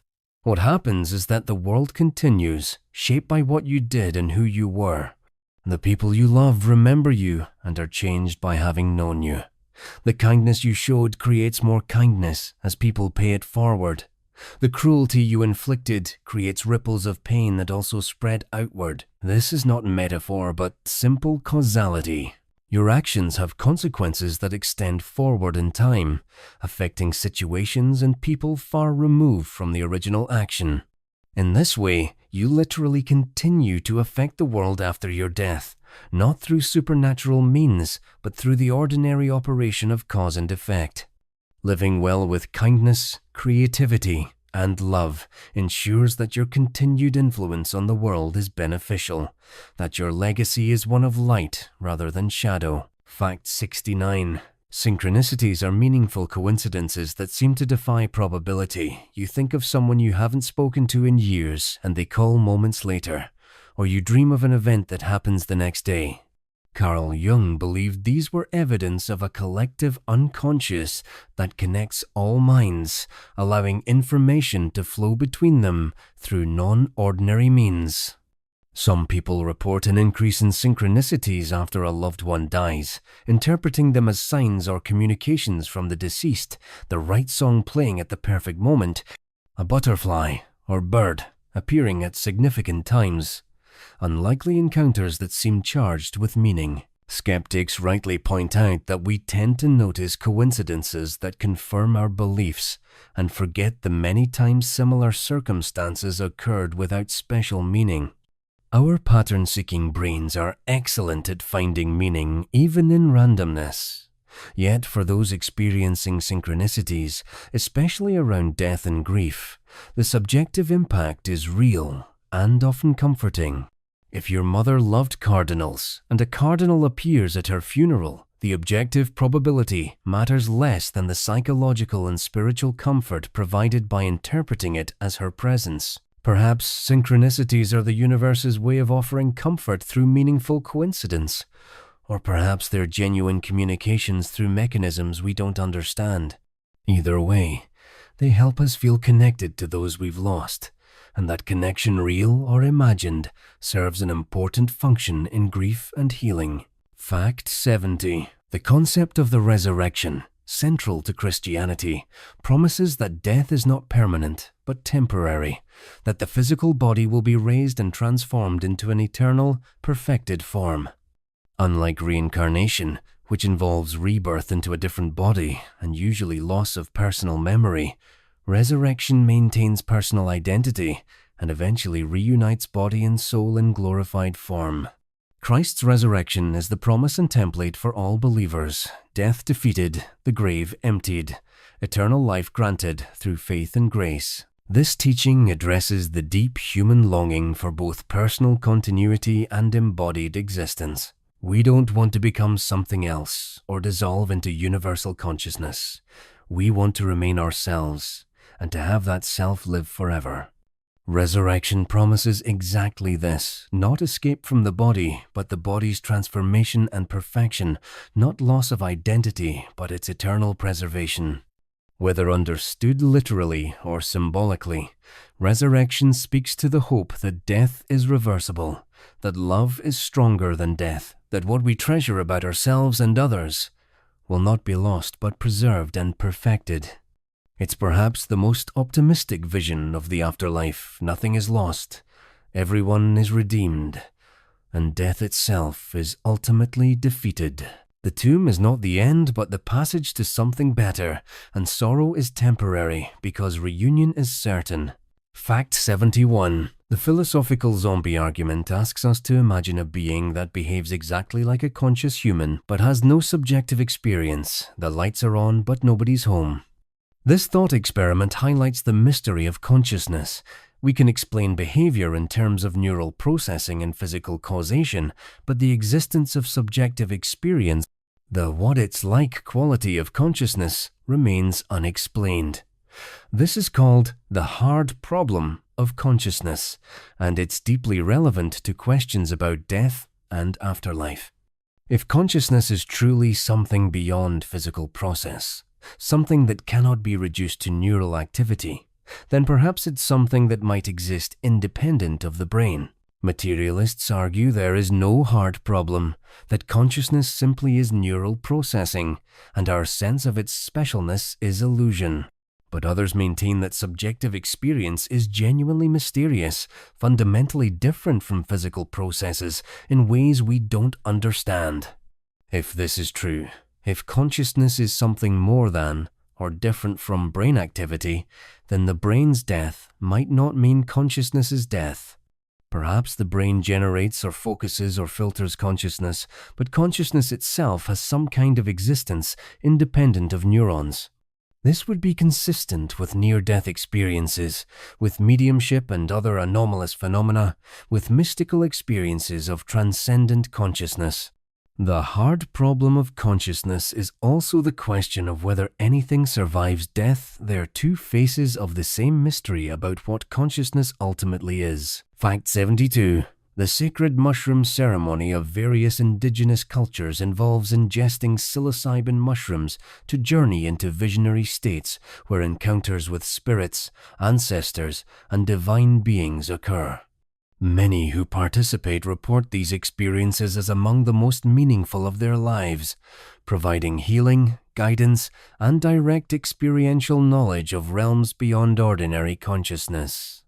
Modern research has confirmed that psilocybin reliably produces mystical experiences characterized by unity, sacredness, transcendence of time and space, ineffability, and positive mood. These experiences often reduce fear of death by providing a preview of consciousness beyond the ego. The fact that a simple molecule can reliably produce profound spiritual experiences raises interesting questions. Are psychedelics revealing genuine higher dimensions of reality, or are they simply creating hallucinations in the brain? The materialist interpretation suggests these are just unusual neural states with no validity beyond their occurrence in the brain. But another interpretation is that psychedelics temporarily reduce the brain's filtering function, allowing consciousness to perceive wider reality normally edited out. The mystics and indigenous shamans have always claimed such substances are sacred precisely because they open doors to other realms, to the spirit world, to the dimensions we'll enter at death. Perhaps death is the ultimate psychedelic experience, consciousness freed from the brain's limiting filter, able to perceive dimensions of reality normally hidden, entering the visionary bardos described by so many traditions. Fact 73. Medical professionals who work with the dying often report that their patients teach them about living. Facing death, people often achieve remarkable clarity about what matters: relationships, love, beauty, meaning, forgiveness. The things we worry about, day-to-day status, money, minor conflicts, material possessions, fall away, revealed as trivial compared to what's truly important. The dying often express regrets not about what they did, but about what they didn't do, especially regarding expressing love and taking risks to live authentically. This wisdom is available to all of us without waiting for our deathbeds, but mortality's imminence focuses the mind wonderfully. Hospice workers speak of the privilege of witnessing death, of how the dying often become teachers in their final days, exemplifying courage, acceptance, grace, and love. The death process, when supported rather than fought against, can be deeply meaningful for both the dying person and those accompanying them. It's an initiation into life's deepest mystery, a profound transition that invites presence, honesty, and love. Rather than treating death as medical failure to be hidden away in hospitals, we might benefit from reclaiming it as a sacred passage deserving of honor, attention, and ceremony. The dying are not simply failing to live, but actively dying, engaged in a process as natural and important as birth.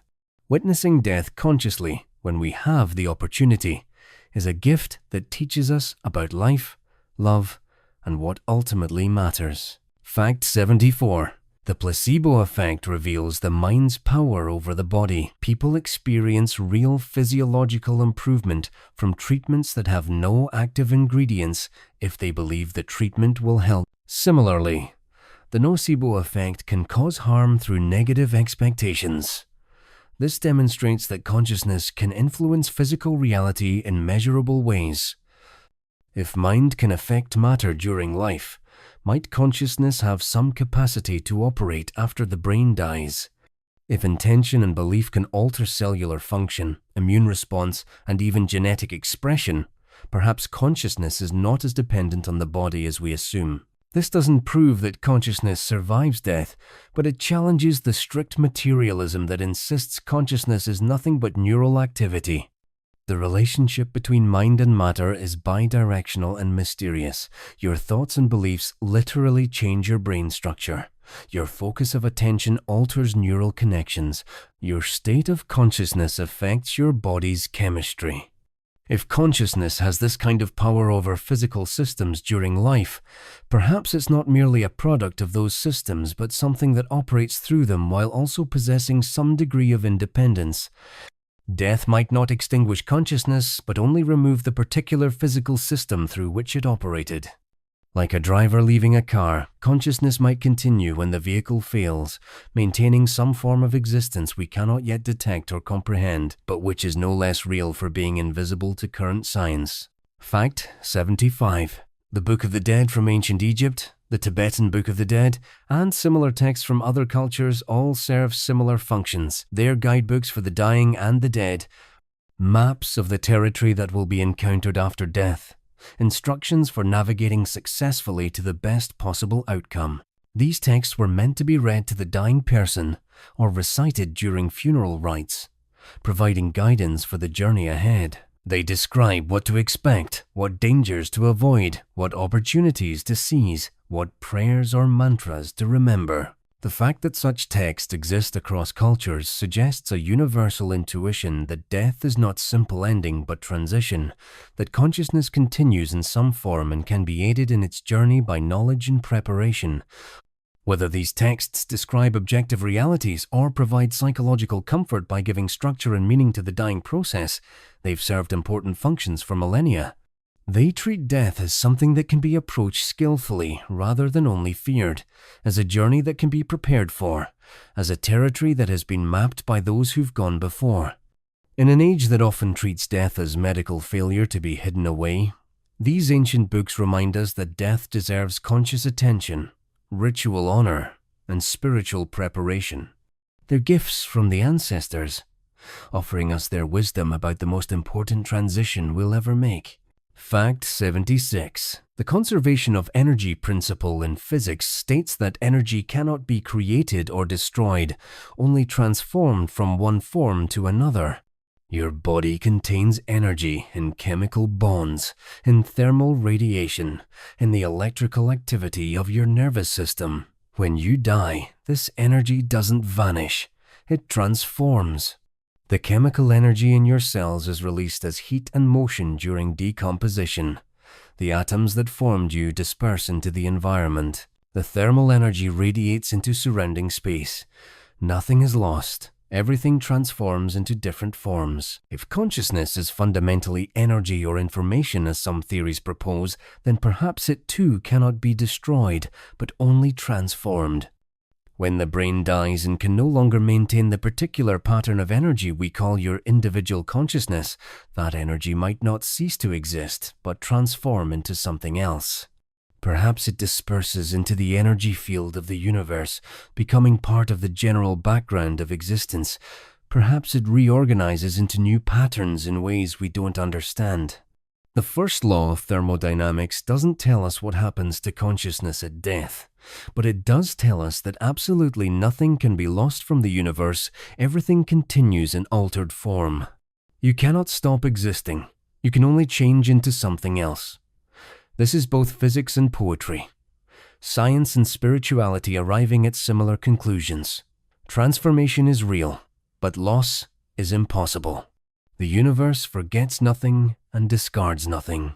Fact 77. Dreams of the deceased are common in bereavement and often have a different quality than ordinary dreams. People report these dreams as more vivid, more emotionally powerful, and feeling like genuine visits rather than typical dream scenarios.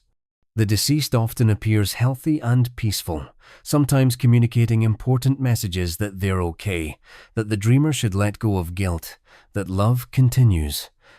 These dreams can be profoundly healing, offering closure or comfort that waking interaction with others cannot provide. From a psychological perspective, these dreams might be the grieving mind's way of working through loss, creating experiences that facilitate healing. The dream allows us to have one more conversation, to say goodbye, to receive the comfort or forgiveness we need. But many dreamers insist these encounters feel different from ordinary dreams, more like actual contact with the deceased person's consciousness. We don't have evidence that would settle this question definitively. Perhaps both are true. The dreams serve psychological functions while also, in some mysterious way, allowing genuine contact with those who've died. The boundary between self and other, between living and dead, between psychological process and spiritual reality might be less clear than we assume. What matters most is not whether these dreams are real in some objective sense, but that they provide healing, connection, and comfort to those who grieve. Fact 78. The concept of karma is sometimes misunderstood as cosmic punishment, but in Buddhist and Hindu philosophy, it's simply the principle that actions have consequences. Every thought, word, and deed creates tendencies that shape future experience. Karma is not administered by a deity but operates as natural law. You carry forward the consequences of how you've lived. Negative karma doesn't mean you're a bad person deserving punishment, but that you've created conditions that will naturally result in suffering until the karma is worked through and resolved. Positive karma creates conditions for happiness and eventually liberation. This teaching emphasizes personal responsibility and the long-term consequences of our choices. What you are now is the result of what you've been and done in the past. What you'll be in the future depends on what you're being and doing now. If consciousness continues after death, it carries this karmic accumulation forward, either into another life or into other realms of existence. The way to meet death wisely is to live wisely, cultivating positive qualities and reducing negative patterns, working consciously on your character and consciousness. Then whatever follows death, whether rebirth, merging with the divine, or something entirely different, you face it with the best possible foundation. Death reveals the truth of what we've become. It doesn't create that truth, but only makes it visible. The time to prepare is now, through how we live each day. Fact 79. The experience of time changes as we age. Days and years seem to pass more quickly with each decade of life. Children experience time as moving slowly, each day rich with novelty and learning. Older adults often feel time accelerating, years passing in what feels like moments. This is partly because, as we age, each day represents a smaller fraction of our total life experience. But it also relates to routine and attention. When life is novel and we're paying attention, time feels slower. When we're on autopilot, time speeds by. This has implications for how we think about life's limited duration. If you're not paying attention, years vanish in a blur. But if you bring full presence to each moment, time expands and life feels fuller regardless of its actual length. This is one answer to death's challenge: live so fully in each moment that when death comes, you've truly lived. You've squeezed every drop of experience from however many years you had. Quality of consciousness matters more than quantity of years. Someone who lives 40 years with full presence might have a richer life than someone who lives 80 years on autopilot. When facing mortality, The question isn't just, how many more years will I have, but how fully will I live the years I have? Death makes time precious. Rather than paralyzing us with fear, this preciousness can wake us up to pay attention, to engage fully, to love completely while we still can. Fact 80. The moment when someone dies is sometimes marked by a subtle change felt by those present, a shift in the room's atmosphere, a sense of presence leaving, something that's difficult to describe but clearly felt. Hospice workers and family members report this frequently. The body remains, but something essential has departed. Sometimes people report feeling a release, as if the dying person's spirit lifted away. Sometimes there's a sense of peace descending. Skeptics might attribute this to psychological projection, but for those who experience it, the transition from living to dead is palpable, more than just the cessation of breath and heartbeat. Some traditions hold that consciousness doesn't leave instantly at clinical death, but lingers near the body for minutes, hours, or even days, gradually separating from physical form. This is why certain rituals ask people not to touch or disturb the body immediately after death, giving the spirit time to fully withdraw. Whether this is literally true or not, treating the moment of death and the time immediately after with reverence and care honors the magnitude of what has occurred. A person who was here moments ago is now gone. Where have they gone? We don't know, but the mystery deserves respect.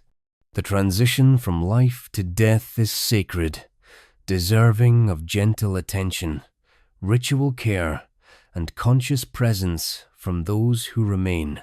How we treat the dying and the newly dead reflects our values and our understanding of what it means to be human. Fact 81. Children's questions about death are often more direct and profound than adults. Where did Grandma go? Will I die too? What happens after death? Will I see you again? These questions deserve honest, age-appropriate answers that acknowledge both uncertainty and hope. Telling children comforting stories about heaven or reunion might ease their anxiety, but it's also important not to promise things we don't know to be true. A balanced approach acknowledges the mystery while offering comfort. We don't know exactly what happens after death, but many people believe in heaven, and I like to think Grandma is peaceful and happy now. Children are remarkably resilient when given honest information they can understand. What damages children is not exposure to death, but being lied to or shut out of family grief, sensing that something terrible has happened but not being told what or why. Including children in appropriate ways in death rituals, attending funerals, saying goodbye, expressing grief, helps them develop healthy relationships with mortality. Death is part of life, and children who grow up with this understanding, who experience loss and learn that grief passes and life continues, develop emotional resilience. Protecting children from all knowledge of death until they're older often backfires, creating anxiety and fear. Honoring their questions, sharing our own uncertainty, and holding them in their sadness teaches them that death is hard but survivable, that asking questions is okay, and that love continues even when people die. Fact 82. Certain plants and animals were associated with death and the afterlife in various cultures. The ancient Egyptians revered the scarab beetle, which rolls balls of dung and lays its eggs inside, seeing it as a symbol of resurrection and transformation. The Greeks associated the cypress tree with mourning and the underworld. Celtic traditions spoke of the crow as a messenger between worlds. The Mexican Day of the Dead features marigolds, believed to guide spirits back to the living world with their vibrant color and scent. These symbolic associations reflect how deeply death was integrated into traditional cultures' understanding of the natural world. Everything in nature dies and is transformed. The death of a tree feeds countless organisms. The death of prey animal sustains predators. Decomposition returns nutrients to soil, enabling new growth. Death is essential to life's continuity, the necessary transformation that allows energy and matter to flow through ecosystems. We are not separate from nature, but part of it. and our deaths participate in this great cycle of transformation. Perhaps this is the deepest form of immortality, not personal consciousness continuing in some afterlife, but our atoms and energy continuing their journey through the living world, becoming parts of countless other beings, contributing to the ongoing miracle of life on Earth. In this sense, death is not failure or tragedy, but necessary participation in something larger than individual existence. Fact 83. The mystery of why there is something rather than nothing leads to questions about whether nothing is even possible. Perhaps existence is necessary, eternal, and consciousness is fundamental to it. Some philosophers and physicists argue that consciousness cannot not exist, that awareness is the ground of being from which all else emerges. If this is true, then death cannot mean the absolute end of consciousness, only the end of one particular form of it. When you die, consciousness doesn't cease but returns to its fundamental state, no longer localized in a body but existing as the universal field of awareness itself. This perspective appears in various forms across mystical traditions: Brahman in Hinduism, Buddha nature in Buddhism, the mind of God in Christian mysticism, the Tao in Chinese philosophy. Different names for the same intuition. Consciousness is primary, matter is secondary.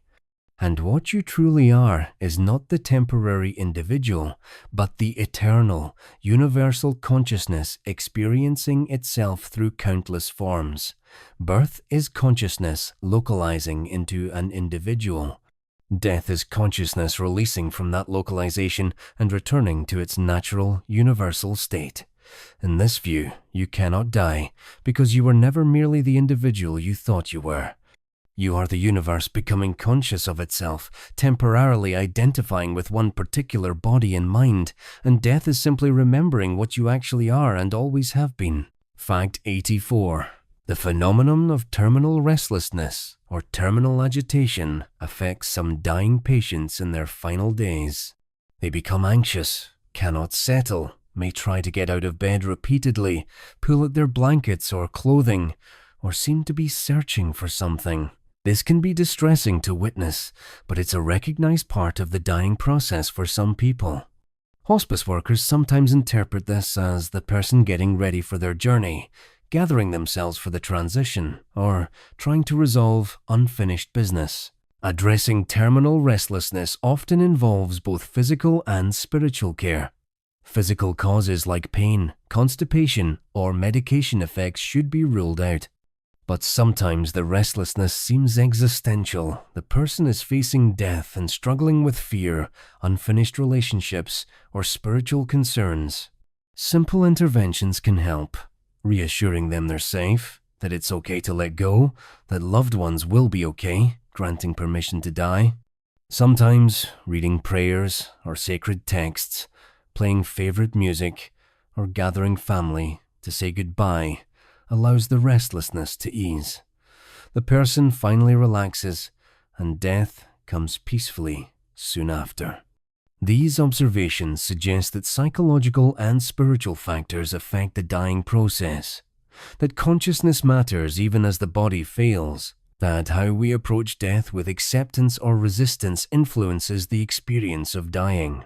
Fact 85. The double-slit experiment and quantum mechanics in general have shown that observation affects reality at the quantum level.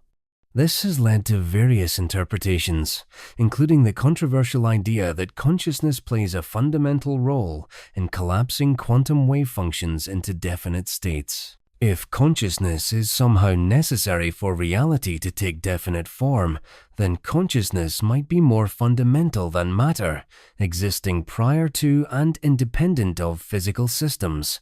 This would radically change our understanding of death. Rather than being produced by the brain, consciousness would use the brain as an instrument, and death would simply be the loss of that instrument, not the end of consciousness itself. Most physicists reject this interpretation, arguing that observation in quantum mechanics doesn't require consciousness, but only physical interaction.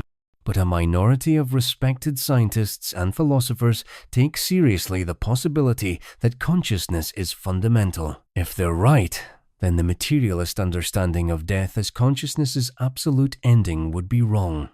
Consciousness would be eternal, and what we experience as individual awareness would be temporary localizations of this eternal consciousness. Death would be the particular pattern called you dissolving, but the consciousness that manifested as you would continue, either merging back into universal consciousness or reorganizing into new patterns.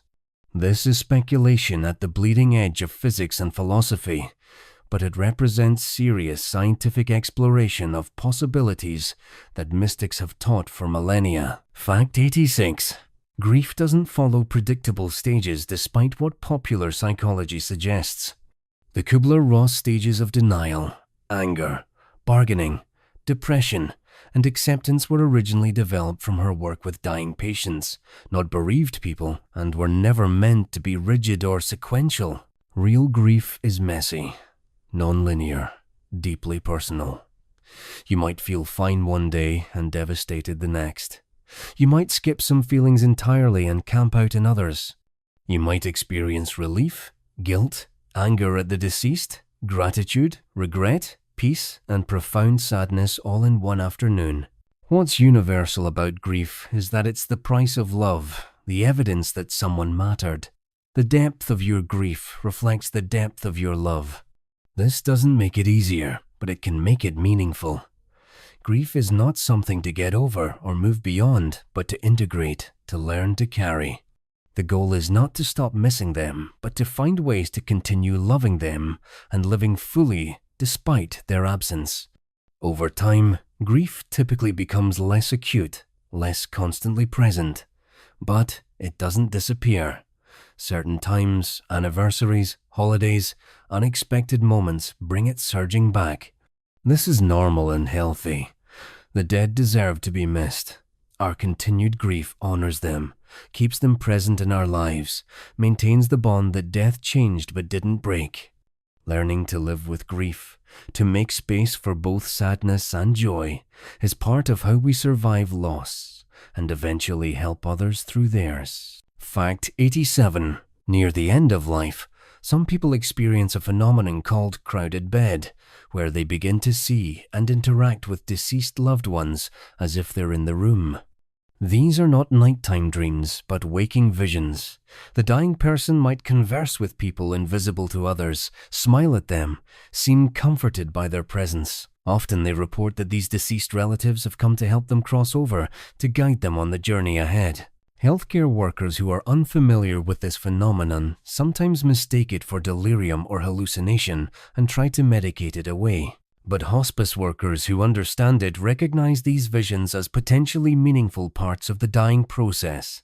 Whether they're hallucinations produced by the failing brain or genuine visitations from the deceased, they usually bring comfort to the dying person, reducing fear and facilitating peaceful death.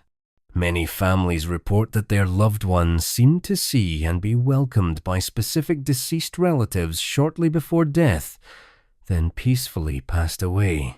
This is consistent across cultures and belief systems. The dying often report being visited by the dead, and these visitations seem to ease the transition. Perhaps the boundary between living and dead becomes thin in the dying process, allowing consciousness to perceive what's normally hidden, or perhaps the brain creates these comforting visions to help us face death. Either way, they suggest that death is not journey into emptiness, but movement toward reunion, toward welcome, toward coming home. Fact 88. The concept of hell raises difficult theological and ethical questions. If hell is eternal, how is infinite punishment justified for finite sins? If God is all-loving, how can God condemn souls to permanent torture? These questions have troubled theologians for centuries and led to various reinterpretations. Some modern Christians embrace universalism, the belief that all souls will eventually be saved, that hell, if it exists, is temporary purification rather than eternal damnation. Others interpret hell not as punishment imposed by God, but as the natural consequence of souls who reject love and choose separation from the divine. Perhaps the most psychologically sophisticated understanding is that heaven and hell are states of consciousness rather than locations, the experience of being aligned with love, truth, and connection, versus the experience of being trapped in hate, delusion, and isolation. By this interpretation, we create our own heaven or hell through how we develop our consciousness during life, and death simply makes visible what we've become. Someone whose consciousness is filled with bitterness, hatred, and selfishness might experience death as hell, not because they're being punished, but because that's what their consciousness has become, and without the distractions of physical life, they are trapped with themselves. Someone who cultivated love, compassion, and connection would experience death as heaven consciousness, expanded into peace and joy, reunited with all they loved. This makes the religious warnings about hell not arbitrary threats, but genuine concern for our spiritual development. Fact 89. The emergence of hospice and palliative care represents a return to treating death as a natural process deserving of care and dignity rather than a medical failure to be fought at all costs.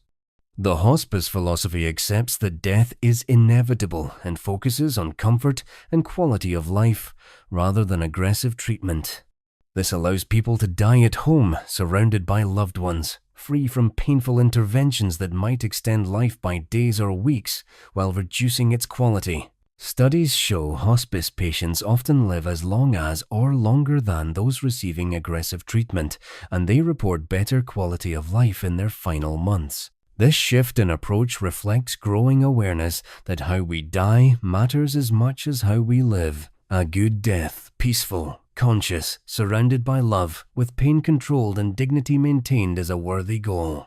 The modern tendency to hospitalize dying patients, surround them with machines, and fight death until the last possible moment often denies them this good death.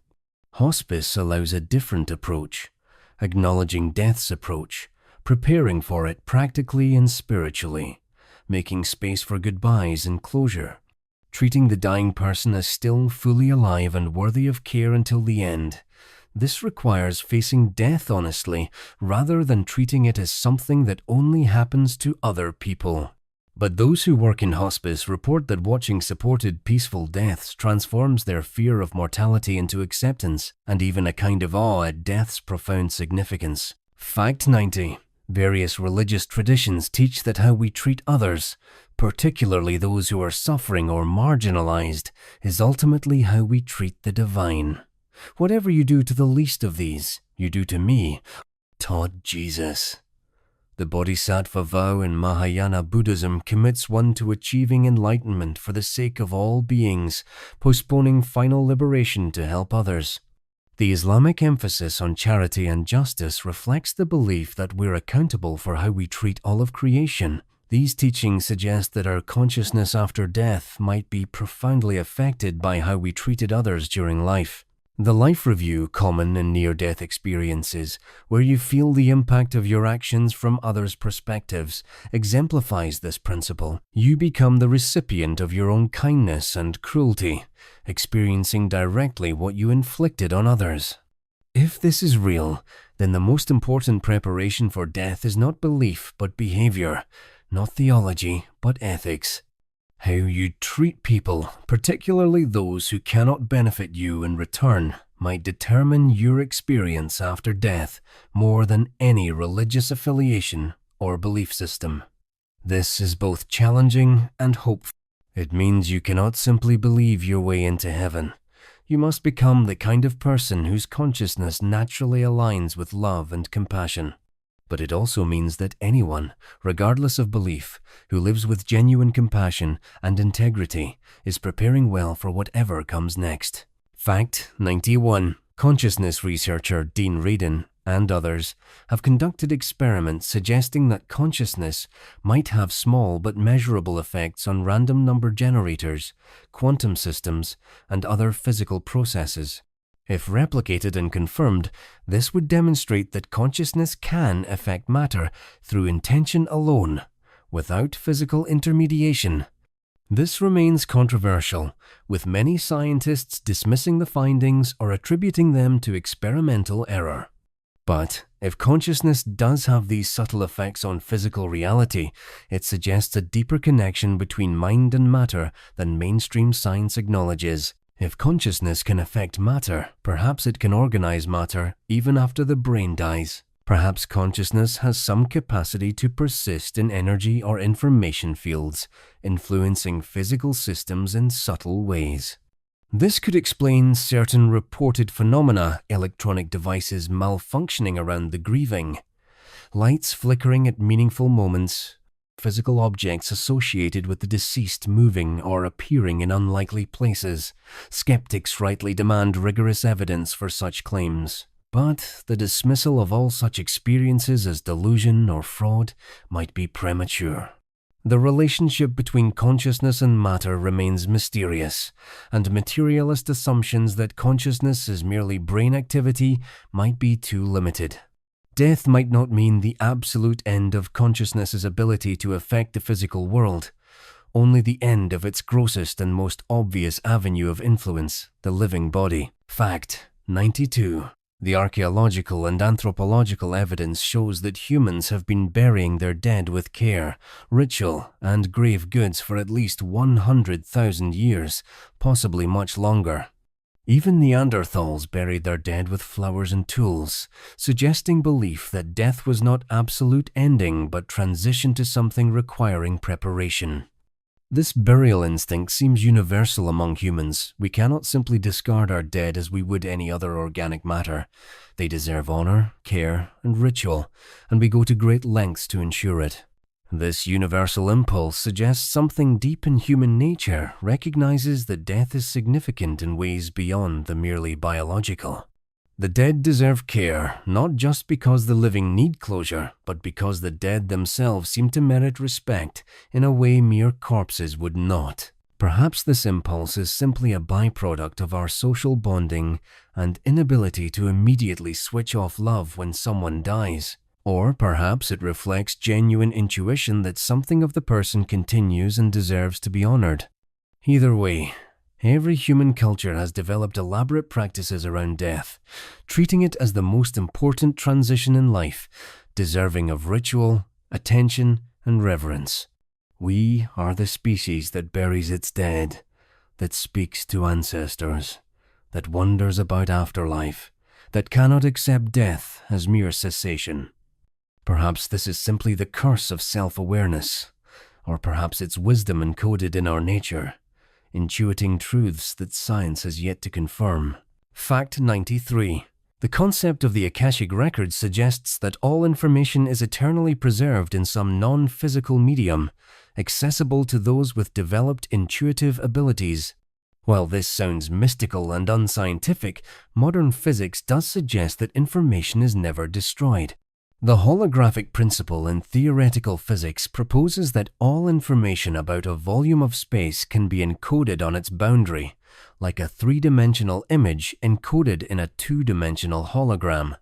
Applied cosmically, this might mean all information about everything that has ever happened is preserved at the universe's boundary, theoretically retrievable. If information about your life, every experience, thought, and feeling is preserved eternally in the universe's structure, then in some sense you continue forever as information, even if consciousness ceases. And if consciousness is fundamentally informational, as some theories propose, then perhaps consciousness that appears to end at death is actually preserved as information that could, under the right circumstances, become active again. This is wildly speculative, but it points to possibilities beyond simple materialism. The universe might be less forgetful than we assume. Nothing might be truly lost. Every moment of consciousness, every experience of love or beauty or insight might be eternally preserved in reality's fundamental structure, part of the permanent record of what has been. Death might not erase you, but transform you into information that persists as long as the universe itself. Fact 94. The fear of death is natural and probably served evolutionary purposes. Organisms that tried harder to survive passed on more genes. But excessive fear of death can poison life, creating anxiety that prevents full engagement with the present. The spiritual traditions offer various practices for coming to terms with mortality. Meditation on death, as in Stoicism and Buddhism. Faith in afterlife, as in Christianity and Islam. Understanding of your unity with all existence, as in Hinduism and Taoism. Acceptance of death as natural transformation, as in indigenous traditions. Each approach offers a way to hold mortality that reduces fear and allows fuller living. Modern secular society often lacks these resources, leaving people to face death anxiety without frameworks for understanding or contextualizing it. The result is often denial, not thinking about death, hiding dying people away in institutions, treating death as abnormal or tragic rather than inevitable and natural. But denial doesn't eliminate death anxiety. It merely pushes it underground where it affects us unconsciously, creating urgency around trivialities, fear of aging, desperate accumulation of experiences and possessions to shore up ego against oblivion. Facing death consciously, exploring our feelings and beliefs about it, developing spiritual or philosophical frameworks for understanding it. These practices reduce anxiety not by eliminating death, but by changing our relationship to it. When death is accepted as natural, mysterious, and possibly not absolute ending, fear loosens its grip, and life becomes more vivid, more precious, more fully lived. Fact 95. Reincarnation researcher Jim Tucker notes that children who report past life memories show consistent patterns.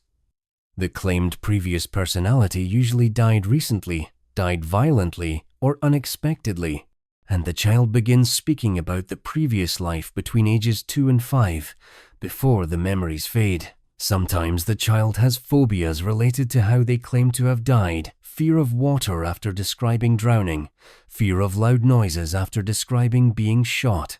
Some children have birthmarks or birth defects corresponding to wounds on the body of the identified previous personality. The strongest cases involve specific, verifiable claims that the child could not have learned through normal means, names, locations, family relationships, events, objects hidden in a house that prove accurate when investigated.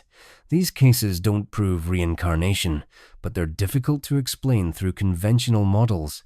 Tucker argues that consciousness might not be produced by the brain but rather interacts with it, and in some cases, a stream of consciousness that was previously associated with one body becomes associated with a new one.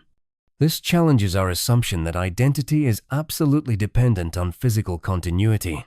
Perhaps what we are is not fundamentally the body or even the brain, but a pattern of consciousness that can, under certain circumstances, persist beyond death and reorganize around new physical form. The evidence is suggestive rather than definitive, but it keeps open possibilities that materialist science has prematurely closed.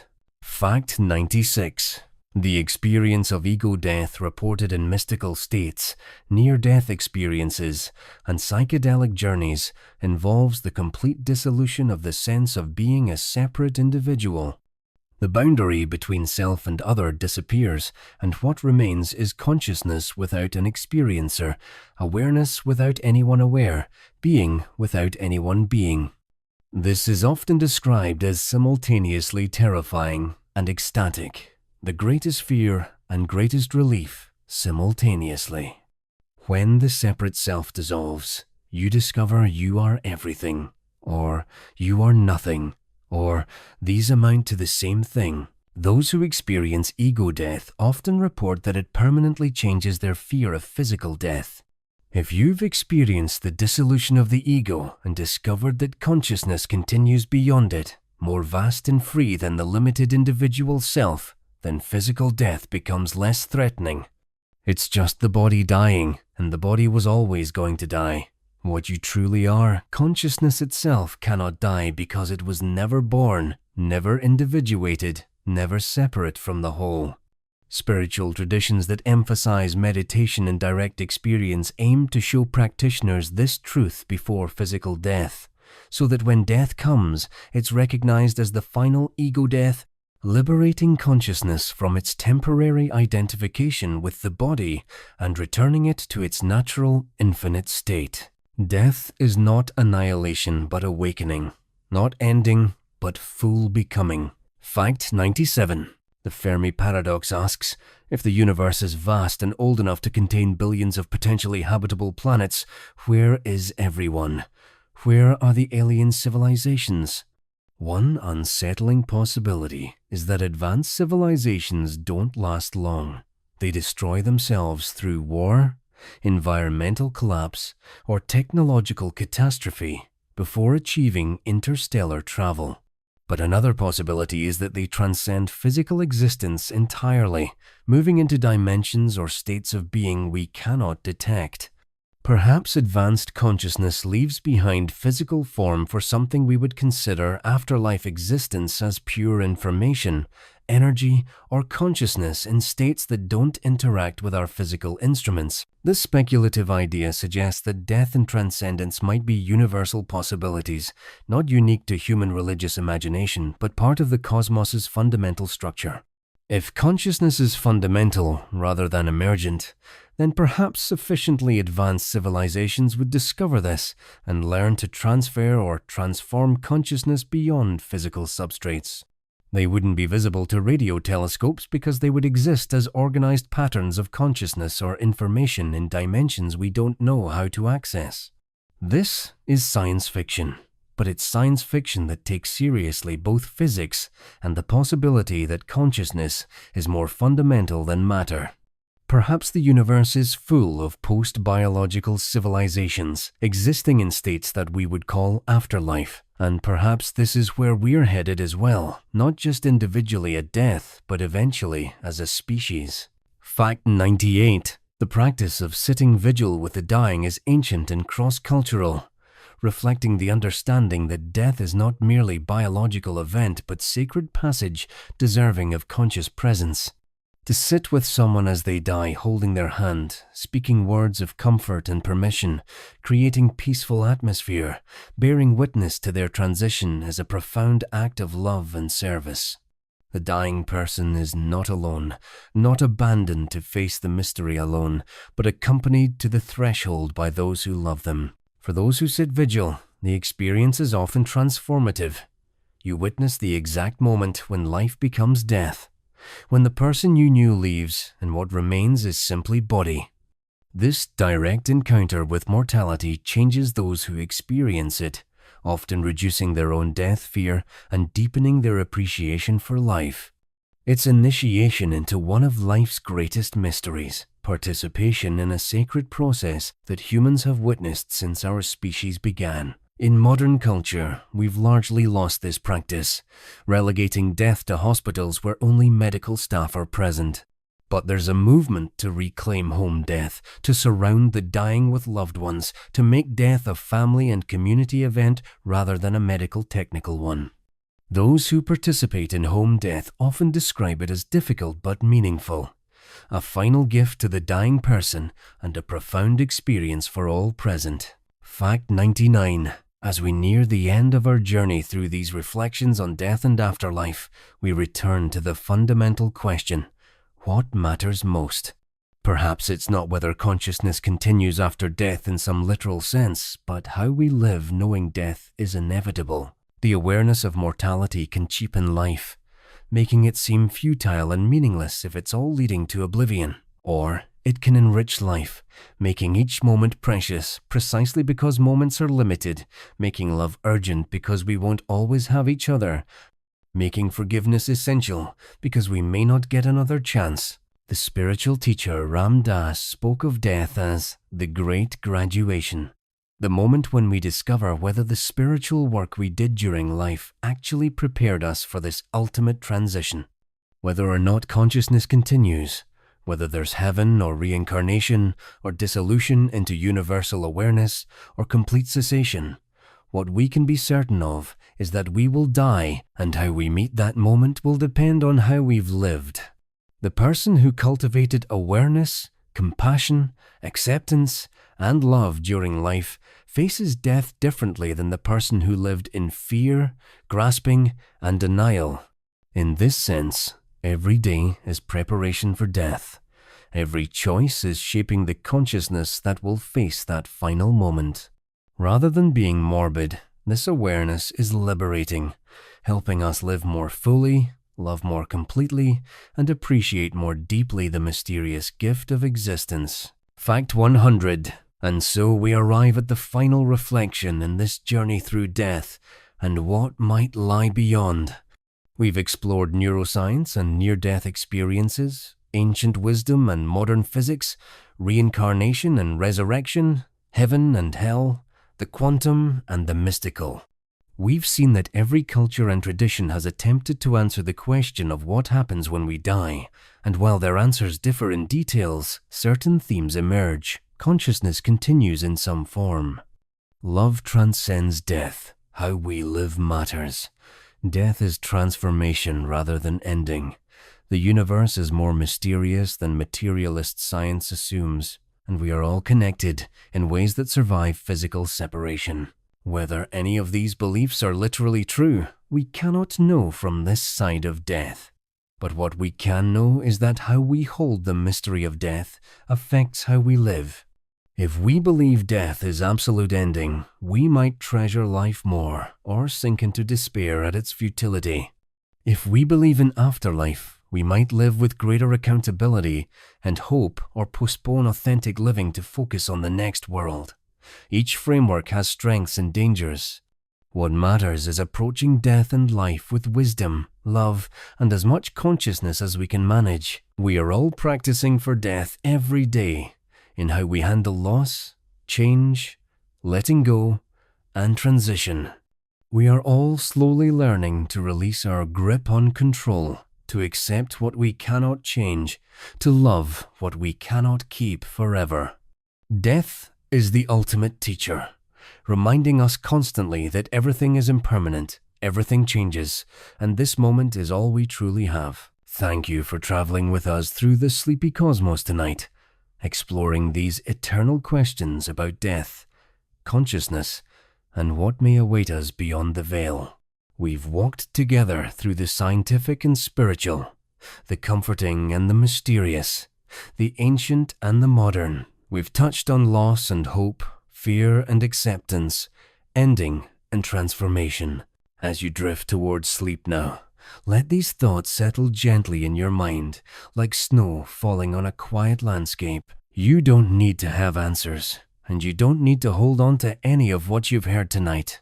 Let it all go, knowing that the mystery of death will remain a mystery until the time comes for you to solve it through direct experience. And that time is not now.